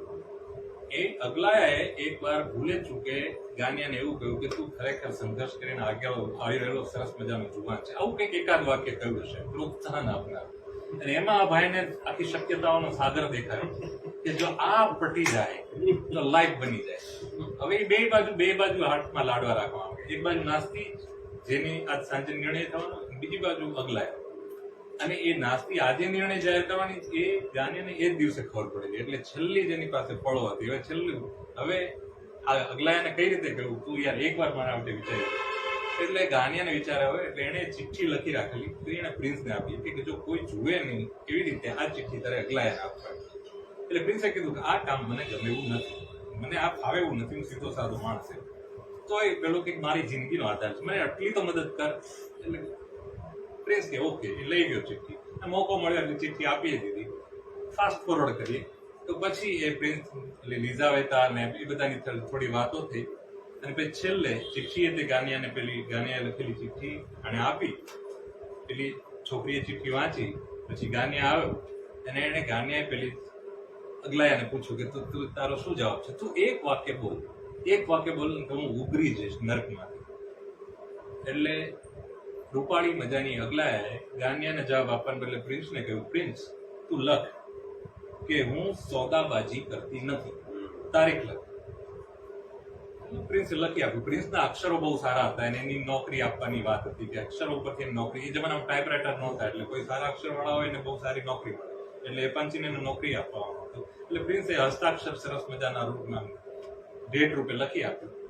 એટલે ગાનિયાને જવાબ મળી ગયો કે હવે આ અગલાએ મને ના પાડી ગઈ. ત્યાંથી 2 જણા નીકળ્યા. અને પછી ગાનિયા બહુ ભડક્યો નેચરલી. એ કે તે મારું આખું આ બધું તોડાવ્યું ને એના માટે તું જવાબદાર છે. પ્રિન્સ કે હું શું જવાબદાર છું? જે હોય. પછી ગાનિયાને રહેવાની ઉતારાની વ્યવસ્થા પણ પંચીને જેમ છે એને ગાનિયાના ઘરે જ કહ્યું. ગાનિયાના ઘર ગાનિયો એ છે ને પ્રમાણમાં ગરીબ માણસ હતો, મધ્યમ વર્ગીય, પણ બહુ કેરેક્ટર વાળા. એટલે એની મમ્મી ને એની બેન છે ને પેઇંગ ગેસ્ટ રાખતા. 2 રૂમ હતી, એમાંની એકમાં એક માણસ હતો, બીજી ખાલી હતી. ત્યાં પછી પ્રિન્સને રહેવાની ગોઠવણ કરવામાં આવી. એટલે પ્રિન્સ એક નાનું પોટલું જ લઈને આવેલો સ્વિટ્ઝરલેન્ડ થી, રેશમનું એક પોટલું, એમાં થોડા વસ્ત્ર, બીજું એની કોઈ ઘરવખરી નહોતી. એ પોટલું લઈને પ્રિન્સ પછી ગાનિયાની સાથે એના ઘરે ગયો અને ગાનિયા રસ્તામાં એને ખૂબ ખીજાયો. એટલે પ્રિન્સ એને કહ્યું, જો તને મારા પર આટલો બધો ગુસ્સો હોય તો તું તારા ઘરે જા, મને અમે થોડા પૈસા પંચીને આપે, હું કોઈ હોટલમાં ઉતરી જાય. એટલે પછી પ્રિન્સ પેલો ગાનિયાને વિનવીને કે ના ચાલ હવે ભેગું એમ કરીને પરાણે ખેંચીને ઘરે લઈ ગયો. ઘરે લઈ ગયો ત્યાંની માં અને બેન, સ્વાભાવિક છે ગાનિયાની માં અને બેન બહુ કેરેક્ટર સ્ટ્રોંગ મજબૂત ભાઈઓ, અને એને બંનેને ખબર હતી કે આ નાસ્તી સાથે ન પડવું જોઈએ. બદનામ ઓરત છે તો ઠીક છે, પણ એ કે સૌથી મહત્વની વાત છે કે આ ગાનિયાને નાસ્તી ગમતી જ નથી તો શું કામ પરણે છે. એટલે ઘરે ગયા તો એ બધી વાતો થઈ, ખુલીને વાત થઈ. એની માએ કહ્યું કે જો ગાનિયા તારે જે પરણવું હોય તારે, તું હવે મોટો થઈ ગયો, તારે જે નિર્ણય લેવો લે, પણ મને આ નથી સમજાતું કે નાસ્તીને તું ચાહતો નથી તો શું કામ પરણે છે. એટલે ગાનિયા કે મારી મરજી. પણ એ કે મને બીજી વાત નથી સમજાતી કે નાસ્તી ને આજ સુધી એવી ખબર કેમ ન પડી કે તું એને નથી ચાહતો, અને બીજી કોઈ સ્ત્રી હોય ને ન ખબર પડે તો સમજે આ નાસ્તી છે. ઇન્ટુ બ્રેકેટ કોઈની રખાત રહી ચૂકેલી અનુભવી આવી સ્ત્રીને ખબર ન હોય. એટલે ગાનિયા ખૂબ ભડકી. એટલામાં એની બેન પણ ભડકી. એની બેન કે જો નાસ્તી આ ઘરમાં પગ મૂકશે તો હું આ ઘરમાંથી જતી રહીશ. એટલે ટિપિકલ નણંદ, ટિપિકલ સાસુ જરા સોફ્ટ ને સોબર છે, પણ એ તે વિરોધમાં તો છે. અને એ લોકો ચિલ્લાવા માંડે. તો પેલો પ્રિન્સ બિચારો ગભરું બહારથી આવેલો માણસ, એ ડરી ગયો, કંટાળી ગયો, થોડોક બાજુમાં ગયો અને નીચેથી આમ બીજી રૂમમાં જવા ગયો. તો ત્યાં દરવાજામાં એને જોયું કોઈ બેલ ખેંચી રહ્યો. તો બેલને ઘંટડી વચ્ચેની કડી તૂટી ગઈ, એટલે આમ દોરી ખેંચાતી દેખાય પણ બેલ ના વાગી. એટલે આણે દરવાજો ખોલ્યો. પ્રિન્સે સામે ઉભી હતી નાસ્તી, ખુદ ગબ્બર, અને આ ભાઈનું મોઢું આમ થઈ ગયું. એટલે નાસ્તી ભડકી, આગો હટ. એટલે આ ભાઈ આગળ હટે, નાસ્તી આગળ ગઈ, આ એની પાછળ ઘા. નાસ્તીએ પોતાનો ઓવરકોટ આમ કાઢીને પાછળ ઘા કર્યો. આ ભાઈને કેચ કરવાનું ન શું, ઓવરકોટ નીચે પડ્યો. નાસ્તીએ પાછળ ફરીને જોયું, કોટ નીચે. તું કેવો નોકર છે, એક તો આ ડોરબેલ તું રિપેર નથી કરાવતો, ઓવરકોટ લઈ લેવાની તને સૂઝબૂઝ નથી, તને કોણે કામે રાખ્યો? તું જા ઉપર જઈને કે મળવા આવ્યું. તો કે હા. તો આમ જવા માંડ્યો. નાસ્તી કે ઉભો રહે ડોબા, ઇડિયટ, તું કહીશ શું? તો પ્રિન્સે કીધું હું કહીશ કે નાસ્તાશિયા ફિલિપોના બારસ્કો આવે છે. નાસ્તી કે તને ક્યાંથી ખબર પડી? આ ઠીક છે તું જા જા એમ કરીને પાછી મોકલી દીધી. એટલે એને ફોટા ઉપરથી સમજી ગયો. ઉપર જઈને બરાબરનો ઝઘડો આમ ક્રેસેન્ડો પર પહોંચ્યો, અને ત્યાં જઈને આણે નાસ્તાશિયા ફિલિપોના એમ બોલ્યો એટલે સન્નાટો. નાસ્તી પાછળથી આવી, પાછી પ્રિન્સને ધક્કો મારીને ત્યાં ગઈ. એ ભયંકર મજાક ઉડાવવાના મૂડમાં હતી. હસતી હસતી આવીને બધાને હા હા હા હેલો કેમ છો, હાવ આર યુ કરીને બેસી ગઈ. થોડે દૂર જઈને બેઠી પછી કે એની મમ્મીને કે અચ્છા તમે તો પેઇંગ ગેસ્ટ રાખો છો, રાઈટ રાઈટ. એનો એક પેઇંગ ગેસ્ટ હતો ફેરડીશેન્કો કરીને. એ એક નંબરનો વિદૂષક પ્રકારનો છીછરો માણસ હતો. અને એ કે તમે તમને આમ ઘરમાં ભીડ તો રહેતી હશે નહીં, બધાને અજાણ્યા લોકોને રાખવા આમ નાસ્તી મજાક કરવા લાગી. આ આખી વસ્તુની ગાનિયા ઉપર ભયંકર ખરાબ અસર પડી. એટલે ગાનિયાનું મોઢું એટલું વાંકો આવું કંઈક થઈ ગયું. બાજુમાં પ્રિન્સ ઉભો હતો, એને જોયું કે આ ગાનિયાનું મોઢું બહુ બોલી ગયું. એટલે એને જોરથી પેલું આમ જરા પંપાડીને ગાનિયાને એમ કહ્યું, ખાલી એટલું કહ્યું, ગાનિયા તું પાણી પી લે, પાણી પી લે. એટલું બોલે એમાં ગાનિયા એટલો ભડક્યો કે એને જોરથી બાવડું પકડ્યું પ્રિન્સ. ઇન્ટુ બ્રેકેટ તું સાલા સવારથી મને નડી રહ્યો. પેલા ઓલી નાસ્તીનો ફોટો તે લીધા દેખાડ્યો, પછી અગલા સાથેનો મારો મેળ પડતો તેમાં તું વચ્ચે આવ્યો, અને હવે તું મને પાણી જાણે મોટો વડીલો એમ છે ને આદેશો આપે. ગાનિયા બહુ સેન્સિબલ ને સમજુ માણસ હતો, પણ ત્યારે એટલો બધો ઉશ્કેરાટમાં આવી ગયો. ત્યાં આવડી એટલું સારું થયું કે ફેરડીશેન્કો કરીને જેનો પેઇંગ ગેસ્ટ હતો એ એટલામાં આવ્યો, અને ગાનિયાનો એક નાનો ભાઈ 13 વર્ષનો, એ એક મહત્વનું પાત્ર છે. એ બે આવ્યા તો અચાનક પેલું ગાનિયાનું ધ્યાન તૂટ્યું, એને સમજાયું કે હું ઓવર રિએક્ટ કરી રહ્યો. એટલે પછી એને શાંતિથી કહ્યું ઓકે ઓકે નાસ્તી આ એક બહુ ઇન્ટરેસ્ટિંગ માણસ છે પ્રિન્સ મિસ્કિન. આજ સવારે જ મેં એને મળ્યો છું અને મળવા જેવા માણસ છે. નાસ્તી એક મિનિટ, પ્રિન્સ હું તો એને નોકર સમજીને મેં તો એને ધધડાવી નાખ્યો. પ્રિન્સ તમે મને કહ્યું કેમ નહીં તમે નોકર નથી, અને તમે મને ઓળખી કઈ રીતે?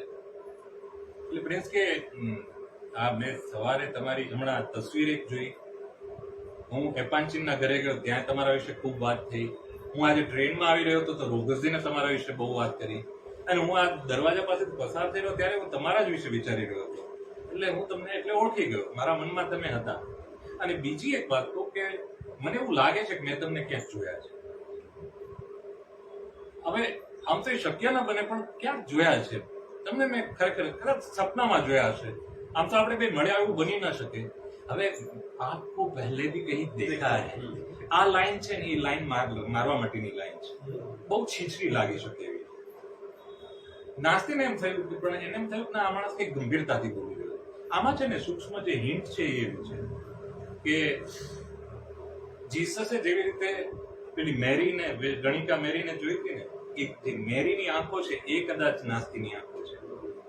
અથવા પ્રિન્સ પોતે 4 વર્ષ સ્વિટ્ઝરલેન્ડમાં રહેલો ને ત્યારે એને એક મેરી નામની છોકરીનો ઉદ્ધારક બનેલો, એની આંખો કદાચ હોઈ શકે. અને પ્રિન્સે બહુ સ્પેસિફિકલી કહ્યું કે આંખો ચહેરો નહીં, પણ તમારી આંખો મેં ક્યાંક જોઈ. એ આંખોમાંની પીડા એ પ્રિન્સને ભયંકર રીતે ઘાયલ કરી ચૂકેલી. ફોટો જોયો ત્યારથી એટલે પ્રિન્સ પોતે ઘાયલ થઈ ચૂકેલો, નાસ્તીના રૂપથી નહીં પણ એની આંખોમાંની પીડાથી. આટલી બધી પીડા કોઈની આંખમાં હોઈ શકે, એ પીડા એ સમજી શકેલું, ઇડિયટ હોવા છતાં અથવા ઇડિયટ હોવાને કારણે. એટલે એને બહુ દિલથી ને ઉશ્કેરાટથી ને ઉત્તેજનાથી કહ્યું કે તમારી આંખો મેં જોઈ છે, કદાચ સપનામાં જોઈ છે. હવે આવી બધી વાતો ચાલી રહી હતી એટલામાં ગાનિયાના ફાધર આવી. ગાનિયાના ફાધર, હવે ગાનિયા બધાને ઘણા લોકો આપણે છે ને સ્કૂલમાં મમ્મી પપ્પાને ન લઈ જાય. મમ્મી પપ્પા છોકરાને થાય ના મમ્મી પપ્પા અમારું ખરાબ લાગે. ગાનિયાના ફાધર તો એના વિશે ખૂબ જ લખ્યું છે, ઇડિયટમાં ઘણા પાના એને ફળવાયા છે. એ દારૂડિયા છે, એ જૂઠા બોલા છે, એ ખરાબ પણ છે, પણ એ બહુ જ સાચા અને નિષ્ઠાવાન અને એવા માણસ છે. એ આખું એટલું કોમ્પ્લિકેટેડ કેરેક્ટર છે, પણ ભયંકર જૂઠું બોલે ને ભયંકર ફેંકવામાં એમની કોઈ જોટો ન જડે. આવતા હોય સીધા કે ઓહો હોય તે પછી ઓળખાણ કરાવે કે આ નાસ્તી નામ કરી, અને આ પ્રિન્સ છે એ પંચીને ઓળખાણ એ આમ તેવું.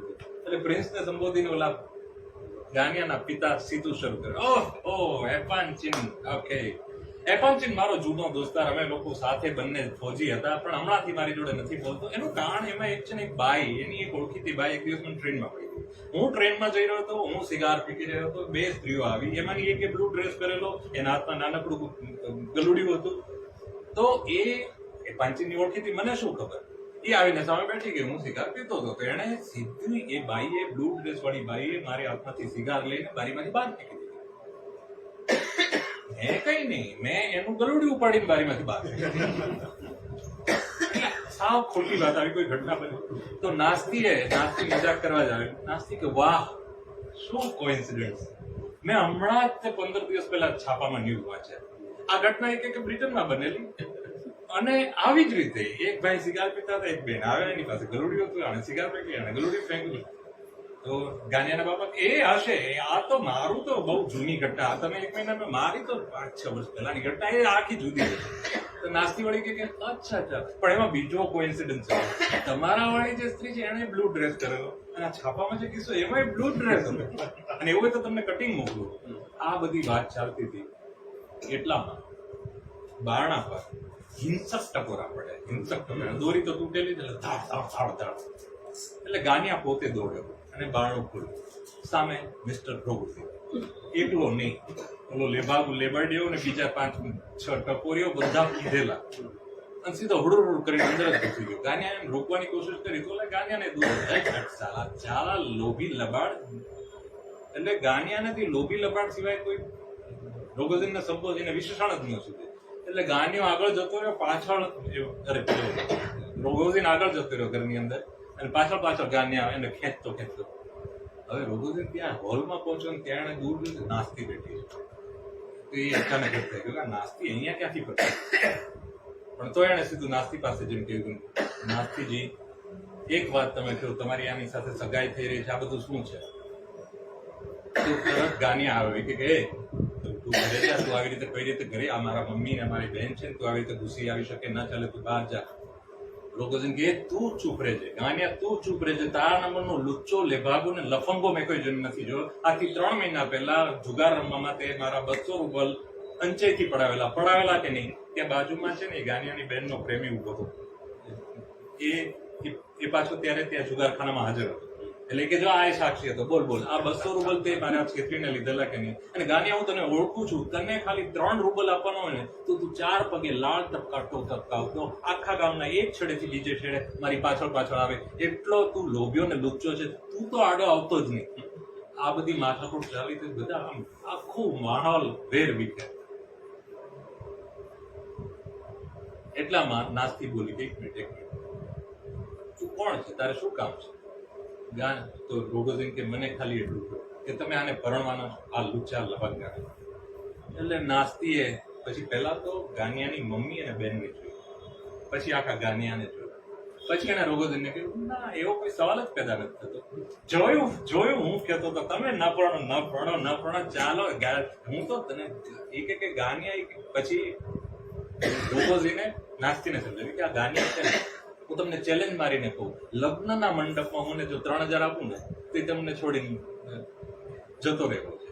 અને એ કે હું તૈયારી કરીને આવ્યો છું, પૈસા આ બધા ડોક્યુમેન્ટ લખાવીને આવ્યો છું કે હું કે ગાનિયાને હું એવું લખાવી લેવા માંગુ છું કે તું રોગ નાસ્તીને પડતી મૂક, આટલા પૈસા તારા. બધા પેપર વર્ક સાથે આવે છે, આમ તે રાડો પાડવા માટે. પાછળથી ઓલા લેવેડીએ એને કાનમાં કહ્યું રોગોઝિન એક મિનિટ આવું નહીં કે આવું કરો આપણે કંઈક સમજાવ્યું.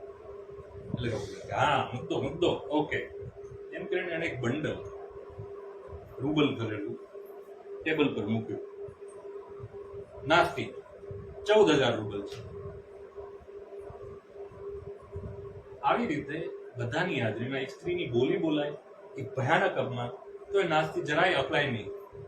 એ હસી કે ભાઈ રોગોઝિન, તું મહેનત મજૂરી કરનારો ગરીબ માણસ છે, તું રહેવા દે. ઇન્ટુ બ્રેકેટ આ રકમ બહુ ઓછી છે. એટલે રોગોઝિન કે 40000 રૂપિયા સાંજ સુધીમાં ગમે ત્યાંથી ઉભા કરીશ. આ જે ગાનિયાની બેનનો પ્રેમી છે ને એ વ્યાજનો ધંધો કરે, તું મને વ્યાજ સાંજ સુધીમાં મને વ્યાજે પૈસા જોઈએ 40000 રૂબલ. નાસ્તી કે રેવા દે છાનો રે. રોગોઝિન 1 લાખ રૂબલ આજ સાંજ સુધીમાં રોકડા તમારી સામે હાજર. અચાનક ગાનિયાના પપ્પા એ કે આ ચાલી શું રહ્યું છે? તો રોગોઝિન કે આ ડોસો પણ ડોસા ઇધર તેરે કો પિલાતા ઇनको જરા પિલાઓ. તો ગાનિયાનો 13 વર્ષનો ભાઈ એને પોતાના પિતાનું અપમાન ભયંકર આખું લાગ્યું એટલે રડી પડ્યો. અને એટલામાં એક ચીસ પડી ગાનિયાની બેન ભાર્યાએ. આ હોલમાં એક માણસ એવો નથી જે આ નપાવટબાઈ નાસ્તીને એથી બહાર કાઢે, જે મારા પિતાના આટલા બધા અપમાનની કારણરૂપ છે. એને જયારે આવું કહ્યું, નપાવટબાઈને બહાર કાઢવાની વાત કરી, એટલે એનો ભાઈ ગાનિયા ધસી ગયો બેન ઉપર અને એને સીધો તું આ શું બોલી રહી, તું મારું આખું આ બધું વેરવિખેર કરી નાખે છે. ઇન્ટુ બ્રેકેટ મારો આખો જે પ્લાન છે, મારે આજ સાંજે આને પરણવાની વાત છે, આખી સ્કીમ મારી બગડી જશે, એવું ઇન્ટુ બ્રેકેટ. અને એટલામાં એમ નજીક જઈને એને બેનને પકડીને તો પેલી બેન એટલી ગુસ્સે થઈ કે ગાનિયાના ચહેરા પર થૂંકી. એ થૂંકી એટલે ભાઈને એટલો ગુસ્સો ચડ્યો કે એને જોરથી આમ હાથ ઉપાડ્યો. તો બાજુમાં પ્રિન્સ હતો, એટલે પ્રિન્સે ગાનિયાનો હાથ પકડી લીધો. અને પેલાનો બોઇલર સવારથી ફાટેલું હતું, ગાનિયાનું બોઇલર પ્રિન્સ ઉપર, એટલે એને જોરથી કચકચાવીને એક લાફો પ્રિન્સને માર્યો. સન્નાટો થઈ ગયો. પ્રિન્સ કશું ન બોલ્યો. એ દિવાલની સામે જઈને ઉભો રહી ગયો. દિવાલની સામે ઉભા રહીને એને એમ કહ્યું કે આજે તે કર્યું ને એનું તને ખૂબ જ દુઃખ થશે, તને ખૂબ પીડા આપશે. લાફો પોતાને પડ્યો છે, ચિંતા એને ગાનિયાને આખી જિંદગી થનારી પીડાની થઈ રહી છે. કોઈ કઈ સમજી જ ન શક્યું કે ચાલી શું. અચાનક નાસ્તીને સમજાયું કે હા હવે મને લાગે છે મેં પણ તમને ક્યાંક જોયા છે. આ માણસ મારો ઉદ્ધારક હોઈ શકે એવું સબકોન્શિયસમાં નાસ્તીને સમજાયું. આ એક સાચો પવિત્ર પુરુષ છે જે મને કદાચ આ કાદોમાંથી ઉગારી શકે, પણ એ બધી એને કોન્શિયસલી કઈ ખબર નથી. એ એટલું કીધું કે હા મને પણ લાગે છે મેં તમને ક્યાંક જોયા, પણ હજી નાસ્તી પોતાનો મજાકનો ટોન જાળવી રાખવા કે આ મુझे भी लगता है आपको देखा है कहीं, लगता तो है, આમ હસતી હતી. પછી પ્રિન્સ આમ ફર્યો. નાસ્તીને એને કહ્યું તમને શરમ આવી જોઈએ, તમને શરમ આવી જોઈએ, તમે જેવા નથી એવા શા માટે દેખાઈ રહ્યા? તમે આવા નથી, આવો શા માટે દેખાવ કરો? નાસ્તીને કોઈ જવાબ ન સૂચ્યો. એ ઊભી થઈ ચાલવા લાગી, દરવાજે ગઈ, પાછી આવી, ગાનિયાની મમ્મીની પાસે બેઠી, એનો હાથ ચૂમ્યો અને પછી એણે ગાનિયાની મમ્મીને કહ્યું કે પ્રિન્સ સાચું કહે છે, હું આવી છું નહીં. એટલું કરીને પાછી ફરીને જતી રહી. એ દાદરા ઉતરવા લાગી, પાછળ ગાનિયા દોડે અને એને મળ્યો દાદરા ઉપર. નાસ્તીએ કહ્યું કે અત્યારે તું સાંજે આવવાનું છે ને મારી જન્મદિવસની પાર્ટીમાં, આપણે સાંજે ભાઈ, અત્યારે તું જા એમ કરીને જતી રહી. આખી પાર્ટી પછી વિખરાઈ. ગાનિયાને ખરાબ લાગ્યું કે મારે લાફો નહોતો મારવો જોઈએ. એ તરત પછી એકાંતમાં મળ્યો પ્રિન્સને, એને કહ્યું કે યાર સોરી, મારાથી ભૂલ થઈ ગઈ, હું અત્યારે એટલો કે બેચેન છું, મારી જિંદગીનો આજનો સવાલ છે. અને પછી એણે આખી પોતાની કબૂલાત કરી દીધી કે હું ખરેખર મને આ 75,000 રૂબલ એ મારી જિંદગી બનાવનારા છે. આપણો આખો સમાજ, આખી દુનિયા પૈસાને પૂજે છે. એન્ટુ બ્રેકેટ આ એપાન્ચિન પોતે ગરીબ હતો, થોડાક પૈસા પત્નીના દહેજમાંથી મળ્યો, એમાંથી આગળ હતો તો આજે કેટલો મોટો બન્યો. એમ મને આ 75,000 મળે તો આગળ જતા હું ખૂબ આગળ જવાનો. બાકી અમારો બોસ એપાન્ચિન એ પણ એક એવું માને છે કે મારી જોડે નાસ્તીના લગ્ન થઈ જશે ને પછી નાસ્તીની નિકટતા એ કરી શકશે. આજે મને કોઈ માન નથી આપતું. મારી પત્ની, ભાવિ પત્ની વિશે લોકો આવી રીતે વિચારી શકે કારણ કે મારી પાસે પૈસા નથી. પણ મારી પાસે પૈસા આવી જશે પછી હું છું અને દુનિયા છે. પછી દુનિયા મને માન આપશે, પછી દુનિયા મને બહુ માન કરશે, પછી મને કોઈ મારી પત્ની પર કોઈ નજર નહીં નાખી શકે. એવું બધું ઘણું બધું બોલ્યો. અને પછી એ કે હવે તું આગળ દૂર જા, હવે મારે આજે સાંજે નાસ્તીને મળીને મારો પ્રોજેક્ટ બહાર પાડવાનો. એટલે એ તો જતો રહ્યો. પણ પ્રિન્સને મજા ના આવી. પ્રિન્સ કે આ લગ્ન જ ખોટા થઈ ગયા, હવે આને કઈ રીતે, હવે એ ગામમાં કોઈ ઓળખતો નથી. એટલે એ ગાનિયાના ભાઈને કહે કે આ નાસ્તી ક્યાં રહે છે, તે ઘર જોઈએ. એટલે પહેલા તો એ ગાનિયાના પિતાને કહે, ગાનિયા પિતા કે અરે નાસ્તીનું ઘર આપણે જોઈએ, ચાલ મારી પાસે પૈસા છે કે નહીં તારી પાસે? તો કે 25 રૂબલ છે. ચાલ દારૂના પીઠામાં ગયા, દારૂ પી ગયા, 25 રૂબલ. પછી કે થોડાક છૂટા ખૂટે છે પૈસા આપતા એમ કરીને પૈસા પાછા પ્રિન્સના લઈ લીધા. દારૂ પીને પછી ક્યાંક બીજે નાસ્તીને બદલે બીજી વિધવાના ઘરે લઈ ગયો. એ વિધવા પાછી એની પ્રેમિકા, ગાનિયાના પિતાની પ્રેમિકા, બહુ જ કોમ્પ્લિકેટેડ છે. એ પ્રેમિકાનો એક દીકરો એ ટીબી નો પેશન્ટ છે. એ આ નવલકથામાં લગભગ 47 પાના સળંગ બોલે. એ ટીબી વાળી ગાનિયાના પિતાની પ્રેમિકાનો ટીબી વાળો દીકરો, એટલે તો બહુ દૂર થઈ ગયું. પણ એનીવે એ પ્રેમિકાને ત્યાં જઈ અને ઓલા પ્રિન્સ પાસેથી જે 25 રૂબલ એને મેળવી લીધેલા, એ ઓલી વિધવાના હાથમાં કે આજે એટલા લાવ્યો છું, મેં એમ કઈ સુઈ ગયો. હવે પાછો પ્રિન્સ કે હવે આમાં નાસ્તી પાસે કઈ રીતે પહોંચ્યો? આ એક સોર્સ હતો એ તો ઢબી ગયો. પછી એ ગાનિયાનો નાનો ભાઈ 13 વર્ષનો, એને કે તે નાસ્તીનું ઘર જોયું? તો કે મેં ઘર જોયું, પણ તમારે કઈ કામ છે? કે કામ તો છે, પણ એ કે પણ તમને ઇન્વિટેશન છે પાર્ટીમાં? પ્રિન્સ કે ઇન્વિટેશન નથી. પણ એ કે ઇન્વિટેશન નથી, બહુ શું ના પાડશે ને, તું મને લઈ તો જા. એટલે એનો નાનો ભાઈ પ્રિન્સને લઈને જાય. હવે આ છેલ્લો સીન છે, લાંબો છે, અને જ્યાં નાસ્તી પાગલ થવાની કગાર પર છે. તો એ પાર્ટી એવી હતી કે નાસ્તી હતી, એ જેની સાથે પરણવાની કે નથી પરણવાની એ ગાનિયા પહોંચેલો, તોત્સ્કી હતો નાસ્તીનો ઉદ્ધારક ને જે કંઈ ગણો તે, એપાન્ચિન હતો જે પેલો મોંઘો હાર લઈને પહોંચી ગયેલો અને એ આખું પણ ચૂકેલો, અને એક પેલો ફર્ડિનચેન્કોર કરીને એ ગાનિયાનો પેલો પેઇંગ ગેસ્ટ તરીકે હતો, એક નંબરનો છીછરો વિદુષક. અને નાસ્તી એને ક્યારેક ક્યારેક મનોરંજન માટે બોલાવતી એ હતો. નાસ્તીની એક એક્ટ્રેસ બેનપણી હતી એ હતી, બીજી 2-4 જર્મન નારીઓને, કુલ મળીને 10-15 જણ આવી રીતે આપણાથી ઓછા લોકો એવા બેઠા છે. અને ત્યાં ડલ ને બોરિંગ પાર્ટી ચાલતી. પાર્ટીમાં કોઈ જાન નહોતી આવી રહી. ફર્ડિનચેન્કો બધી જાતની જોક્સ કહીને બધું ચટાકો કરવા માંગતો, પણ કઈ જોર નહોતું આવ્યું. તો ફર્ડિનચેન્કો વચ્ચે એવું કંઈક કહ્યું કે આપણે ગેમ રમીએ. બધા પોતપોતાનું એક મોટું પાપ કે લોચો વર્ણવે, પછી બધાના વારા પાડે. તો પેલા એપાન્ચિનનો વારો આવે, એને થોડુંક સિન્સિયરલી કહ્યું મેં જિંદગીમાં આવડું છું, મારું નામ તેમ. પછી તોત્સ્કીનો વારો આવે, તો તોત્સ્કીએ કહ્યું કે મેં એકવાર આવું ભૂલ કરેલી આમ તેમ. તોત્સ્કીનો સૌથી મોટું પાપ તો એને નાસ્તી સાથે કર્યું, પણ એના વિશે બોલ્યો નહીં, ને જ કર્યું. એટલું હજી તોત્સ્કીનું બયાન પત્યું કે એટલામાં કામવાળી બાઈ આવીને કે હા, એટલામાં પછી આ જે ફર્ડિનચેન્કો છે એને એમ કહ્યું કે જો તમારે ઇન્ટરેસ્ટિંગ એક કિસ્સો હું તમને કહું. આજ બપોરે એક ઘટના બનેલી જોરદાર બાકી ગાનિયાના ઘરે. પછી ઓલી લાફાવાળી આખી ઘટના એને કહી. એ લાફાવાળી ઘટના હજી પૂરી થાય ત્યાં એક કામવાળી આવીને નાસ્તીને કહે કે ગેસ્ટ છે પ્રિન્સ મિશ્કિન. નાસ્તી કે બોલો અહીંયા પહોંચ્યો કે બોલાવો આવા દો એને. પ્રિન્સ મિશ્કિન ઉપર બોલાવવામાં આવ્યો. નાસ્તી કે બેસ બાજુમાં. પછી નાસ્તીને થોડી ઠંડી લાગતી કે મને જરા ઠંડી લાગી, થોડું ગરમ કપડાં આપો ને, એટલે પછી ગરમ કપડાં પહેરીને બેઠી, થોડીક ધ્રુજતી હતી અને પછી ગેમ ચાલતી હતી. તો નાસ્તી કે ઓકે, એપાંચીને પોતાનું પાપને લોચો કબૂલ્યો, દોસ્તીએ કબૂલ્યો, હવે મારો વારો. હું ભજવીને દેખાડું, હું અત્યારે આ ઘડીએ એ કરીને દેખાડું. મારે આજે કરવાનું શું છે? ગાનિયા સાથે પરણવું કે નહીં નક્કી કરવાનું છે, રાઈટ? ઓકે.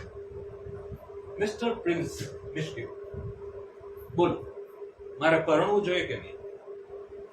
એટલે પ્રિન્સ ઊંચું આવ્યું, પરણવું કોને? નાસ્તિક કહ્યું આ ગાનિયાને. તમે બોલો પરણવું જોઈએ કે નહીં? તમે હા કહો તો ફાઇનલ, પરણી જઈશ. ના કહેશો ફાઇનલ, નહીં પરણું. પ્રિન્સ કે ન પરણે. અને હો બાબા તરત દોસ્તી કે યાર નાસ્તી આ તું શું કરી રહી? તે સામેથી કીધું લખતું પરણવા તૈયાર થઈ. કારણ કે દોસ્તીમાં આપણો પ્લાન ચોપટ થઈ જાય, આપણને નાસ્તી ના પાડે તો. બોલો એપાંચીને કે પણ યાર આવી રીતે થોડું નક્કી કરે, આ છે કોણ? આ પ્રિન્સ કોણ છે? નાસ્તી કે જો પ્રિન્સ એવો માણસ છે જિંદગીમાં મને મળેલો પહેલો પવિત્ર સાચો મિત્ર મને લાગ્યો. એટલે હવે તમે કોઈ આડા આવતા નહીં. હવે આખી નવલકથામાં નાસ્તી છે ને ખરેખર બહુ બેકગ્રાઉન્ડમાં છે. આમ એને બહુ ઓછું ફૂટેજ મળ્યું, પણ એને જે પહેલું છેલ્લું મોટું ફૂટેજ મળ્યું એ અહીંયા છે. તેના અમુક ડાયલોગ એટલા સૂક્ષ્મ અને સારા છે કે મને એમ થાય કે બને ત્યાં સુધી એક્ઝેક્ટ બોલાય તો સારું. એટલે વચ્ચે વચ્ચે સહેજ રેફરન્સ માટે એ હું જોતો રહું છું.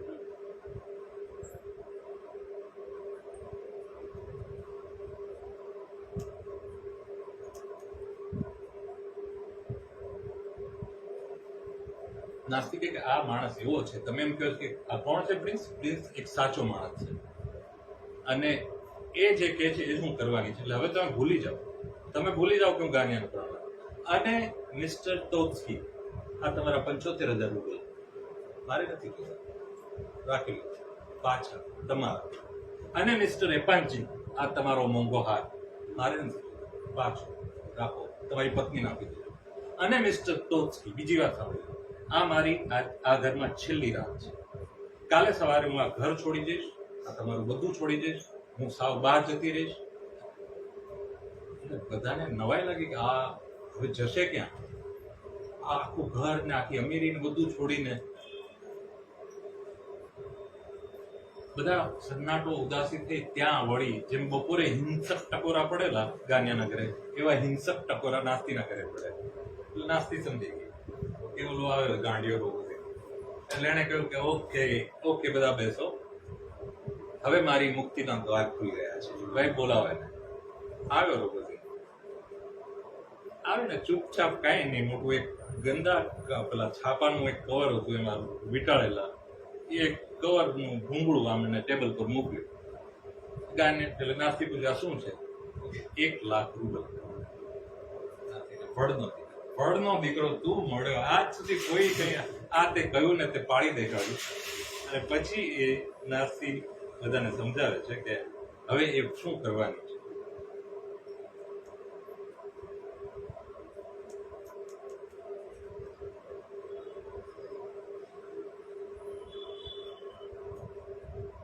મિત્રો આ ભાઈ છે રોગોઝિન. નાસ્તીએ બધાને ઓળખાણ કરાવી.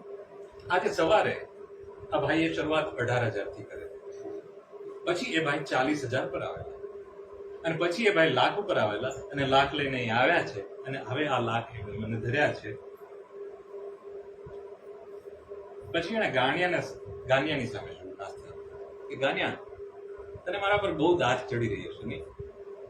પણ ગાનિયા લોચો એ છે કે ભૂલ મારી છે. મને એ નથી સમજાતું કે હું કઈ રીતે એવું વિચારી શકી કે તારા જેવા ખાનદાન પરિવાર, તારે ખાનદાન માતા, તારી ખાનદાન બહેન, એવા ખાનદાનમાં હું આવીશ. હું આવું વિચારી જ કઈ રીતે શકી? હું ડોબી હતી, મને મારી અક્કલ ઘાસ ચરવા ગઈ હતી. મારે આવું વિચારવું જ ન જોયું, પણ તોય મેં વિચાર્યું.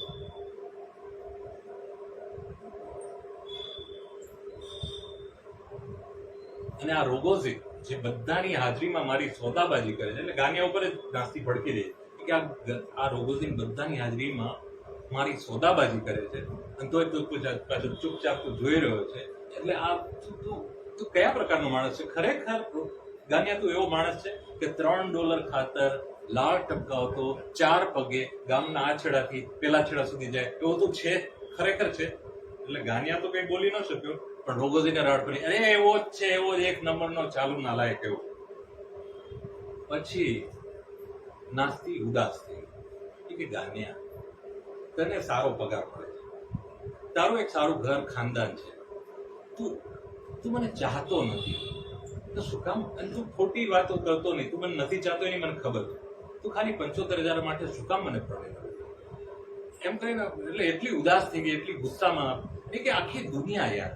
અને ગાનિયા તું મને હવે સમજાય, તું એકદમ એટલો નાણાં ભૂખ્યો છે ને કે તું તારા કોઈ મિત્રને ત્યાં આમ પ્રેમથી પંપાડીને પાછળથી આવીને ગળા ઉપર ચાકુ મારી દેવું, કોઈ આમ પાછળથી જાનવરને મારે ને, અને કે તું જ એકલો ને આખી દુનિયા કે મને સમજાતું નથી કે હું તો બેશરમ ઓરત છું, તમે બધા જોઈ શકો હું એકદમ બેશરમ છું, પણ તમે આખી દુનિયા પૈસા પાછળ એટલા બધા ગાંડા શેના માટે છો? લોકોના ખૂન કરી નાખો, 75,000 રૂબલ માટે આવા લગ્નો કરવા બેસો. અને પેલી ભડકવા માંડી, ઉશ્કેરવા માંડી, ચિલ્લાવા માંડી.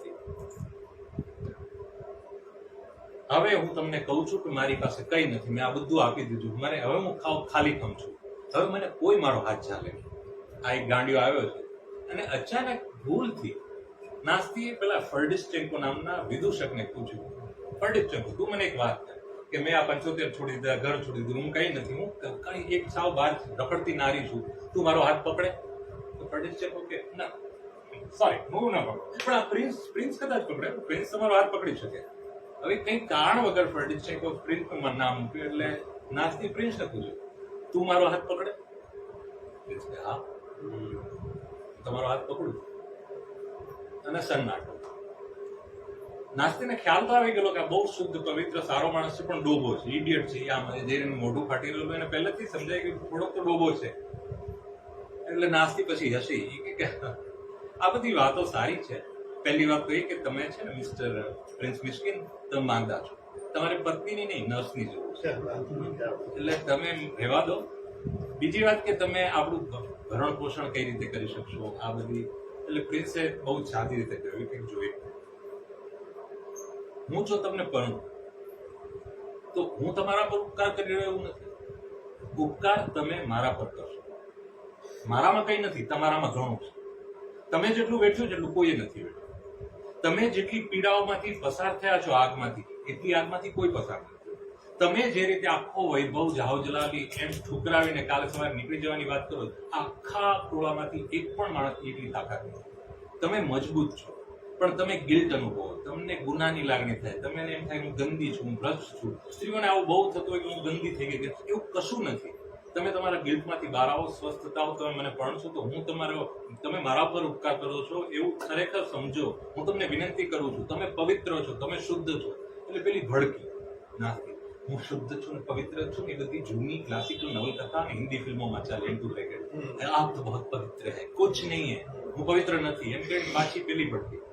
પેલો પાછો એને મનાવે, એટલે પાછી નાસ્તી ભડકીને કે બીજું બધું ઠીક, આપણા બેનું ભરણ પોષણ કઈ રીતે કરશું? તમે આપણે બે લગ્ન કરી લીધા. એટલે પ્રિન્સ કે ના, એ બધું થઈ રહેશે, તમારા માટે જરૂર પડશે તો હું મહેનત કરીશ, મજૂરી કરીશ, દાડીઓ બની જઈશ. તો ટોળામાંથી અમુક લોકો હસ્યા કે આ યાર રોમેન્ટિક વાતો કરે છે કે આવે છે થોડા જીવન નીકળતા, અને આવી નાસ્તી જેવી મોંઘી સ્થિતિને થોડો નિભાવી શકવાનો. એટલામાં પ્રિન્સે એમ કહ્યું કે એક મિનિટ, કદાચ એવું પણ બને કે મારે મજૂરી ન કરવી પડે, કદાચ એવું પણ બને કે મને એક લેટર આવ્યો છે એટલે હું ત્યાંથી સ્વિટ્ઝરલેન્ડથી અહીં આવ્યો છું.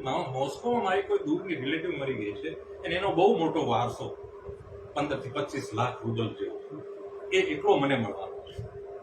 અને આ વકીલનો લેટર છે.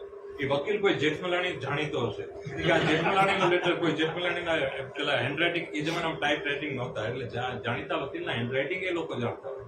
તો એટલે ગાનિયાની બહેનનો જે પ્રેમી હતો એ પાછો વકીલાતમાં પડેલો, એટલે એને કાગળ લીધો, હા યાર આ તો જેઠમલાણી ના છે, સહી હે યાર, ઇસકો મિલ રહા હે.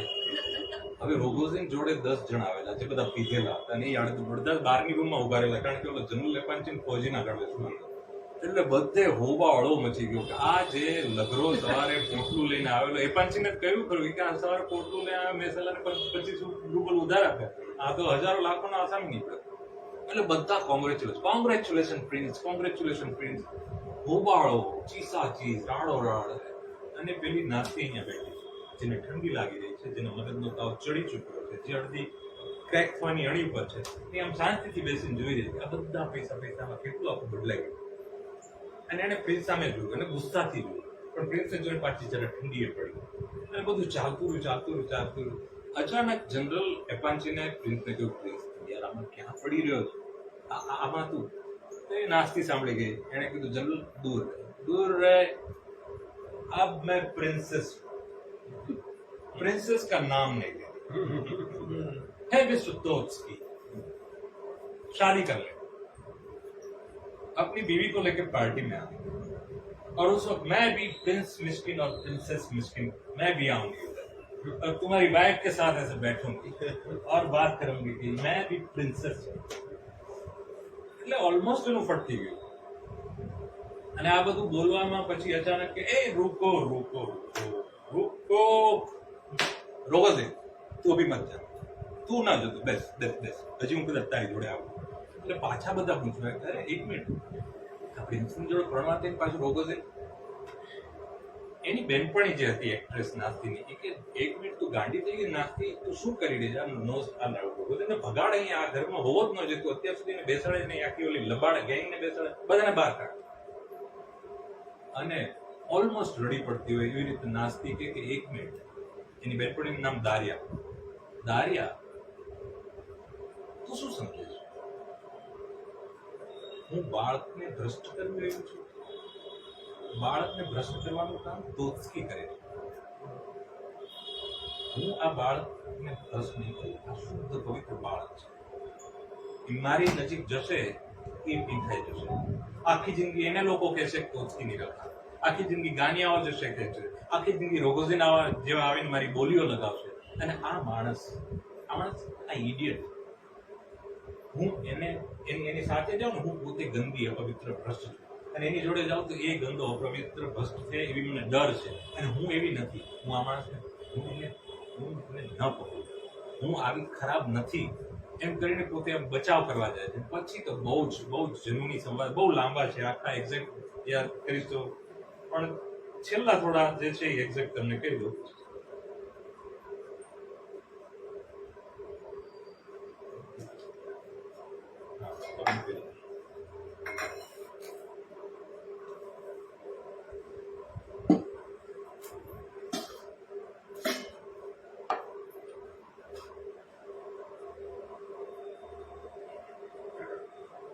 એટલું બધું છે લાંબુ પણ વાંધો નહીં. હા, 700 પર એની બોલ કથા 700 પર. એટલે આ હું જે બતાવીશ એટલે 200 સુધીનું છે. 200 નું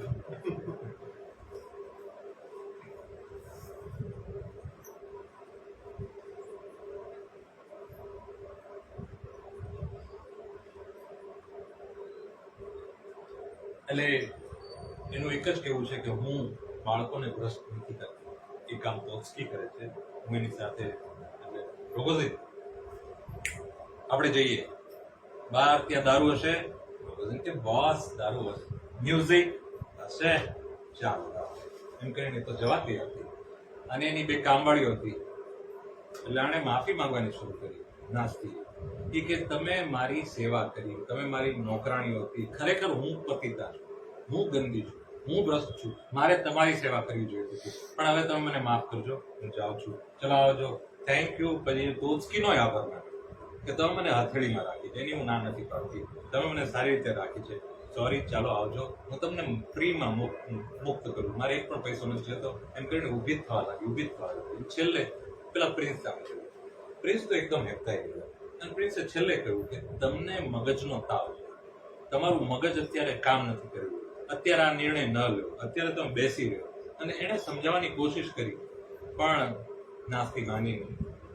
એણે એમ કહ્યું કે પ્રિન્સ, આ બધું અત્યારે સારું લાગે, અત્યારે તને એમ લાગે કે તું મને સંભાળી દઈશ, પણ તારું હજુ નથી, આપણે રહેવા દઈએ. પણ એક વાત તને પ્રિન્સ, એક વાત તને કહી દઉં કે મેં તને સપનામાં જોયું છે. તું મને સવારે કહેતો હતો કે તે મને સપનામાં જોયું, પણ મને ખાતરી મેં તને સપનામાં જોયું, અને ક્યારે જોયો એ પણ હું તને કહું. હું ત્યાં 16 થી 20 વર્ષની થઈ ત્યારે ઘરમાં રહેતો. એ ઘરમાં આ માણસ દર વર્ષે 3-4 મહિના આવતો અને મને પીકતો અને પછી જતો રહેતો. અને પછી મને બહુ જ મારી જાગ ઉપર, મારા શરીર ઉપર ભયંકર ચીડ ચડતી. અને ત્યારે હું આમ આંખો બંધ કરીને આખી રાતો જાગતી. ત્યારે ક્યારેક મને એક સપનામાં રાજકુમાર જેવો એક બે આંખો દેખાતો કે કોઈ પવિત્ર સીધો સરળ માણસ જે મને ગંદી નહીં ગણે, જે મને માન આપતો હશે, જે મને સમજતો હશે કે આ છોકરીમાં કશો વાંક નથી, અને સાચા દિલથી મને માન આપતો હોય એવો કોઈ શુદ્ધ પવિત્ર માણસ આવશે, એના હું સપના જોતી. પછી આખું વર્ષ એના સપના જોતી. મને એમ થતી હું ગાંડી થઈ જઈશ, પણ હું સપના રોજ જોતી. પણ એ એવી આંખ વાળો શુદ્ધ પવિત્ર પુરુષ ક્યારે આવતો નહીં. દર વર્ષ પૂરું થાય એટલે આવતો કોણ? તોચકી. સપનાવાળી આંખ ના આવતી, તોચકી આવતો, અને તોચકી ફરી 3 મહિના રહીને ફરી જતો રહેતો. અને પછી મને ડૂબી મરવાની ઈચ્છા થતી, અને પછી મને એમ થાય શું કરી નાખું, પણ હું એટલી કાયર હતી કે હું મરી ન શકી. પણ એ નક્કી છે કે એ જે મેં એ દિવસોમાં જે આંખો લીધી તારી હતી, પણ હું હવે નહીં. એમ કરીને જવા જાય છે. ટૂંકમાં બતાવું પછી તો જવા જાય ને એટલામાં પાછું કે અચ્છા લાખ ઓકે ઓકે એ રોગ છે, આ મારા છે. તું એમ ન સમજતો કે આપણે પરણી ગયા એટલે પાછા તારા. નો આ મારા છે. આનું શું કરવું હું નક્કી કરું છું. અને મેં નક્કી કર્યું છે કે એક ફાયર પ્લેસ હતું, આગ પેલું રૂમમાં ગરમી જાવ, આ બંડલ કે હું પેલી આગમાં નાખું છું.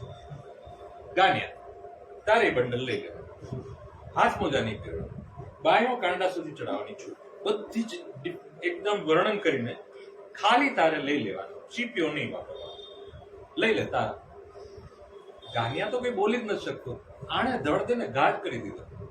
એક લાકડું હટાવીને થોડુંક આમ આગ જરા પેટે, અને બધા આખું ટોળું, 1 લાખ રૂબલ, બાપ રે, ઇન્ટુ બ્રેકેટ. દોસ્તો વસ્તી 1 વર્ષ મહેનત કરે તો 3000 રૂબલ ની નોકરી, આ લાખ રૂબલ એક જણ ચીસો પાડે. એટલે બહુ ડ્રામેટિક સીન છે.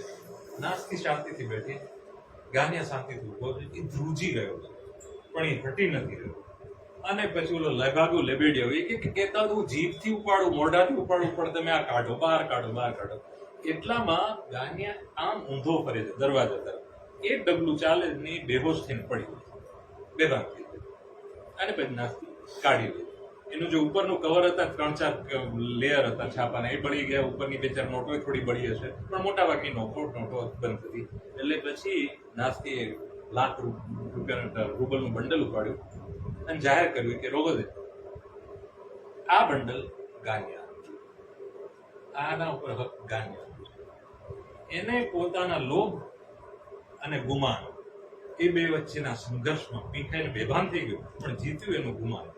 લોભ કરતા ગુમાન જીતી ગયું. એના ઇનામ રૂપે મને આ આપવું, એમ કરીને આપીને જતી રહી અને ભાગી ગઈ. અને ફરી છેલ્લે જતા જતા પ્રિન્સને કે પ્રિન્સ તું એકમાત્ર પ્યોર માણસ છે, થેન્ક્સ. તોચકી આભાર બે. અને એ રોગોદિન સાથે ભાગી ગઈ. પછી રોગોદિનની સાથે આખી રાત દારૂ ને સંગીત ને બધું માંડ્યું. પછી એક નવલકથા આગળ વધે છે. આ તો શરૂઆત છે. આમાં હું બેર વિખર મારા કઈ ઠેકાણા નહીં ગયું. દોસ્તોવસ્કી કરતા વધારે, દોસ્તોવસ્કી તો આનાથી ઠેકાણા વધારે, પણ જેટલા ઊંડાઈ જાય. આ મેં ડાયલોગ મેં આ છે ને એક્ઝેક્ટ ડાયલોગ યાદ રાખવા બહુ મુશ્કેલ છે. એટલા બધા પલટા પલટા છે આખી વાતમાં. એટલે તો પેલા ગુસ્તાફ મેલોર એના સ્ટુડન્ટ્સને કહેતા હતા સંગીત શીખવું છે તો તમે દોસ્તોવસ્કી નોવેલ વાંચો. કારણ કે નવલકથામાં આ જે નાસ્તીના ભાવ પલટા છે ને એ એટલા બધા છે. ઘડીકમાં હસે, ઘડીકમાં રડે, ઘડીકમાં ચીડાય, ઘડીકમાં આની સાથે જાય, ઘડીકમાં આની સાથે જાય. ઇનફેક્ટ આ નવલકથામાં પછી 2 વાર એ રોગોઝિન સાથે જાય છે. રોગોઝિન થી ભાગીને પાછી પ્રિન્સ પાસે આવે છે, પાછી પ્રિન્સ પાસેથી ભાગીને રોગોઝિન પાસે જાય, પાછી રોગોઝિન પાસે જાય પ્રિન્સ પાસે. આપણને એમ થાય આ શું બેડમિન્ટન રમી રહ્યા છે એવી રીતે નાસ્તી. અને પાછી આખી નવલકથામાં નાસ્તી પોતે આ જે સીનમાં આવી છે આવી પછી ક્યારે આવતી છેવટથી થોડીક જ જરા જરા આવે. એ તમે યાર સસ્પેન્સ પણ ના એટલે એ વાર્તા હું એટલા માટે બાકીનું નથી કહેતો. તમે પછી બાકીનું વાંચો. ના આ જે એપિસોડ આવશે, 200 પાના આજે થયા, પછી બીજા 200 બીજી વાર ને બાકીના 100 ત્રીજી વાર. પણ એક હું તમને નમ્રતાપૂર્વક કહી દઉં કે આજે જે કહ્યું એમાં જેટલું ગ્રીપિંગ હોય એનાથી ઓછામાં ઓછું 10 ગણું ગ્રીપિંગ છેલ્લા 30 પાના. એ છેલ્લા 30 પાના મેં વાંચેલા સૌથી ગ્રેટ. તમને ખરેખર એવી શંકા છે કે તમે શ્વાસ લીધો કે થ્રિલર નવલકથા વાંચતા હોય ને, શું અગાથા ક્રિસ્ટીને શું એવું એનાથી વધારે. અને એમાં કોઈ ઘટના નથી બનતી. એમાં ખાલી રોગોઝિન અને પ્રિન્સ ફરી રહ્યા છે, આંટા મારી રહ્યા છે, આમ જઈ રહ્યા છે, આમ રહે છે, કોઈ રૂમમાં જાય છે, તો કઈ નહીં બસ ચાલી જ રહ્યા છે. પણ એટલું ખતરનાક છે અને એ ભયંકર ભયંકર ગ્રીપિંગ છે. એટલે નવલકથા તરીકે બહુ જ ગ્રીપિંગ છે. પણ મેં તમને કહ્યું એમ કે વચ્ચે ગાનિયાના પપ્પાની પ્રેમિકાનો ટીવી વાળો દીકરો 47 પાના સુધી બોલ્યા કરે એવું પણ આવે આમાં. અને એ પાછું એટલે એક એક કેરેક્ટરનું ધ્યાન છે, એક એક કેરેક્ટરનું મહત્વ છે. પણ સૌથી બીજી એક મહત્વની જે ઘટના છે એ દોસ્તોવસ્કીને પોતાને આંચકી આવતી, વાય આવતી. હવે એનો જે અનુભવ છે આંચકી આવે પહેલા શું થાય, તો એ ઓલમોસ્ટ આપણને બ્રહ્મજ્ઞાન લાગ્યું ને એવું એક વચ્ચે થોડી ક્લેરિટી ની પડો, એકદમ પ્રકાશ દેખાય, એકદમ મગજ સ્વસ્થ થઈ જાય, એકદમ દુનિયા સુંદર લાગે, અને પછી આંચકી આવે. તો એવી આંચકી એકવાર પ્રિન્સ મિસ્કિનને આવે, જેનું જે વર્ણન કર્યું છે આપણને વાંચતા વાંચતા વાંચતા વાંચતા વાંચતા જેમ નાસ્તીમાં થાય ને કે આ ગાંડી થઈ શકે આપણે થઈ જશું, એમ આપણને એમ થાય કે હવે આપણને આંચકી આવી જશે.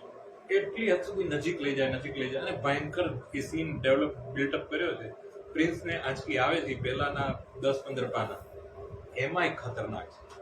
અને મૂળ જીસસ શૈતાન અને ફરિશ્તા એ બેની વાર્તા છે. રોગોઝિન છે ઇવિલ છે, પણ છતાં એને મૂળ મુદ્દો એટલો છે કે જીસસ ક્રાઇસ્ટ આજના જમાનામાં ઉદ્ધાર કરવા આવે તો એનાથી ઉદ્ધાર થઈ શકે કે ન થઈ શકે. એ ઉદ્ધાર કરે કે વાટ લગાડી દેશે.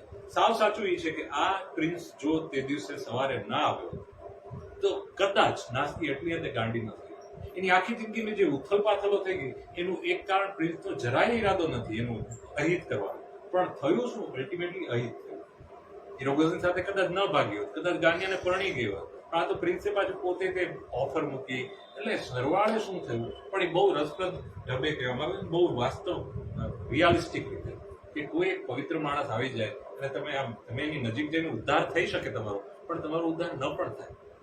અને સૌથી મોટી વાત કે એક ઉદ્ધારક આવે છે ને લોકોનો ઉદ્ધાર કરે છે કે નહીં, પણ એ ઉદ્ધારકનું પોતાનું શું થાય? એ ઉદ્ધાર કરવાની આખી વાત ખમી શકે ખરો? એ ક્યાંક પીખાઈ જાય કે નહીં? એ ક્યાંક ગાંડામાંથી સાવ ગાંડો થઈ જાય કે નહીં? એ બધી શક્યતાઓ આમાં બહુ ખુલીને વ્યક્ત કરવામાં આવી છે. અને દોસ્તોવસ્કીની છે ને ફ્રોઈડે એમ કહેલું, ફ્રોઈડને પેલું પેરિસાઇડ પિતાની હત્યાનો એ બધું બહુ રસ. એટલે ફ્રોઈડનું એવું કેવું હતું કે આખા વિશ્વની સૌથી the most magnificent novel is the brothers Karamazov. એ દોસ્તોવસ્કીની બીજી નવલકથા. એમાંય તેમાં મનોવૃત્તિ, માણસના ભાવ પેટાની બધું છે, આ હદે નથી. આમાં તો બિલકુલ મગજની ઊંડે ઊંડે ઊંડે ઊંડે તળિયે એટલા ઊંડે લઈ જાય, એટલા અંધકાર ભર્યા, એટલા ઊંડા લેયર્સ ની અંદર લઈ જાય કે આપણને એમ થાય કે આની બહાર નીકળવું. આપણને ઘણી વાર આપણે પોતે આમ ગુગળાઈ જઈએ ના હવે મારે બહાર નીકળવું. નાસ્તી વાળું વાંચે તો આપણને ઘણી વાર મૂકી દેવાનું મન થાય કે હવે આ ગાંડી થઈ જશે ને એ નહીં થઈ જાય હું થઈ જઈશ. એટલો ડર લાગે, એટલું ભયંકર, એટલું કાળું વાતાવરણ. એટલે હરમાન હેસે કહેલું કે આ દોસ્તોવસ્કીને વાંચવા મતલબ હેવકની ઝલક. એ ઝલક આમાં બહુ છે. ધ બ્રધર્સ કારામાઝોવમાં શું છે, એમાં નાટક એ જોરદાર છે. તો મેં એના વિશે લખ્યું જ છે. અને ક્રાઇમ એન્ડ પનિશમેન્ટ એમાં છે, એમાં મનોવિશ્લેષણ, એમાં માનસિક પલટા પલટા, એમાંય તે બહુ જ ઊંડું છે. પણ એ ગૂંથણી આમાં દોસ્તોવસ્કીએ કહ્યું આમાં થોડીક વેરવિખેર બહુ છે નવલકથા. એમણે પરદેશ જતા રહેલા, એના ઉપર દેવું બહુ ચડી ગયેલું, એ સ્વિટ્ઝરલેન્ડ ભાગી ગયેલા, સતત જુગાર રમી રહેલા અને ભયંકર બેફામ જિંદગી જીવતા હતા. ત્યારે ઉતાવળે એમણે આ નવલકથા લખી નાખેલી. એટલે એમાં થોડુંક વેરવિખેર એમને કહ્યું એમ છે જ. આપણે વાંચીએ તો આપણને સમજાય કે આ વેરવિખેર છે, પણ છતાં એની જે સમૃદ્ધિ છે એ કોઈ છીનવી શકે એમ નથી. આમાંથી પસાર થવાનો અનુભવ છે એ આપણને સૌને આપણું જીવન વધારે સમૃદ્ધ બનાવે. અને મૂળ ફાયદો આ જ છે કે આપણું જીવન સપાટ હોય, આપણા અમુક અનુભવો હોવાના, થોડા ઓછા વધારે. આવામાં તમે એવું સાહિત્ય વાંચો જે ખૂબ જ ઊંડું જતું હોય તો સાથે સાથે આપણે પણ માણસના મનના ઊંડાણને સમજતા હોઈએ. અને આપણે ગુજરાતીમાં કહેવત છે મારવો તો મીર મારો, વાંચવું તો શ્રેષ્ઠ વાંચવું. શ્રેષ્ઠ વાંચવું તો જગતની શ્રેષ્ઠ વાર્તા વાંચવી. જગતની શ્રેષ્ઠ વાર્તા હોય તો દોસ્તોવસ્કીની વાંચવી. એમાંય તો તમને આ ઇડિયટ ને એ બધી વચ્ચે તો તમને રીતસર લાગે કે આ ભગાડી મૂકવા માંગે કે એ ન વાંચતા, એટલું લાંબુ બોરિંગ કંટાળાજનક, પણ તોય ડર્યા વગર વાંચવું. તો તમને તળિયે જઈને માહે પડ્યા તે મહાસુખ માણે. મહાસુખ માણવા માટે ઇડિયટ ની અંદર ડૂબકી મારવી, છેક સુધી મારવી, હિંમત મારવી. સિયાવર રામચંદ્ર.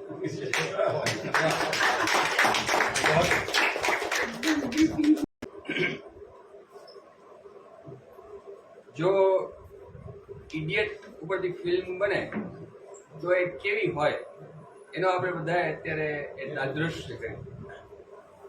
અને એવી એક માહિતી છે કે 150 વર્ષ કરતા પહેલાની આ નવલકથા છે, છતાં હજી ગુજરાતી ભાષાને પ્રાપ્ત થઈ નથી.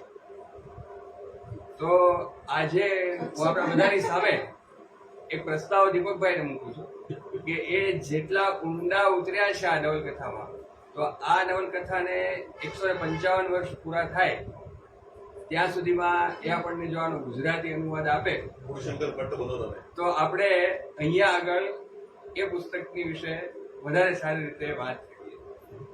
હમણાં જ વાત થઈ કે 700 પાનાનું પુસ્તક છે.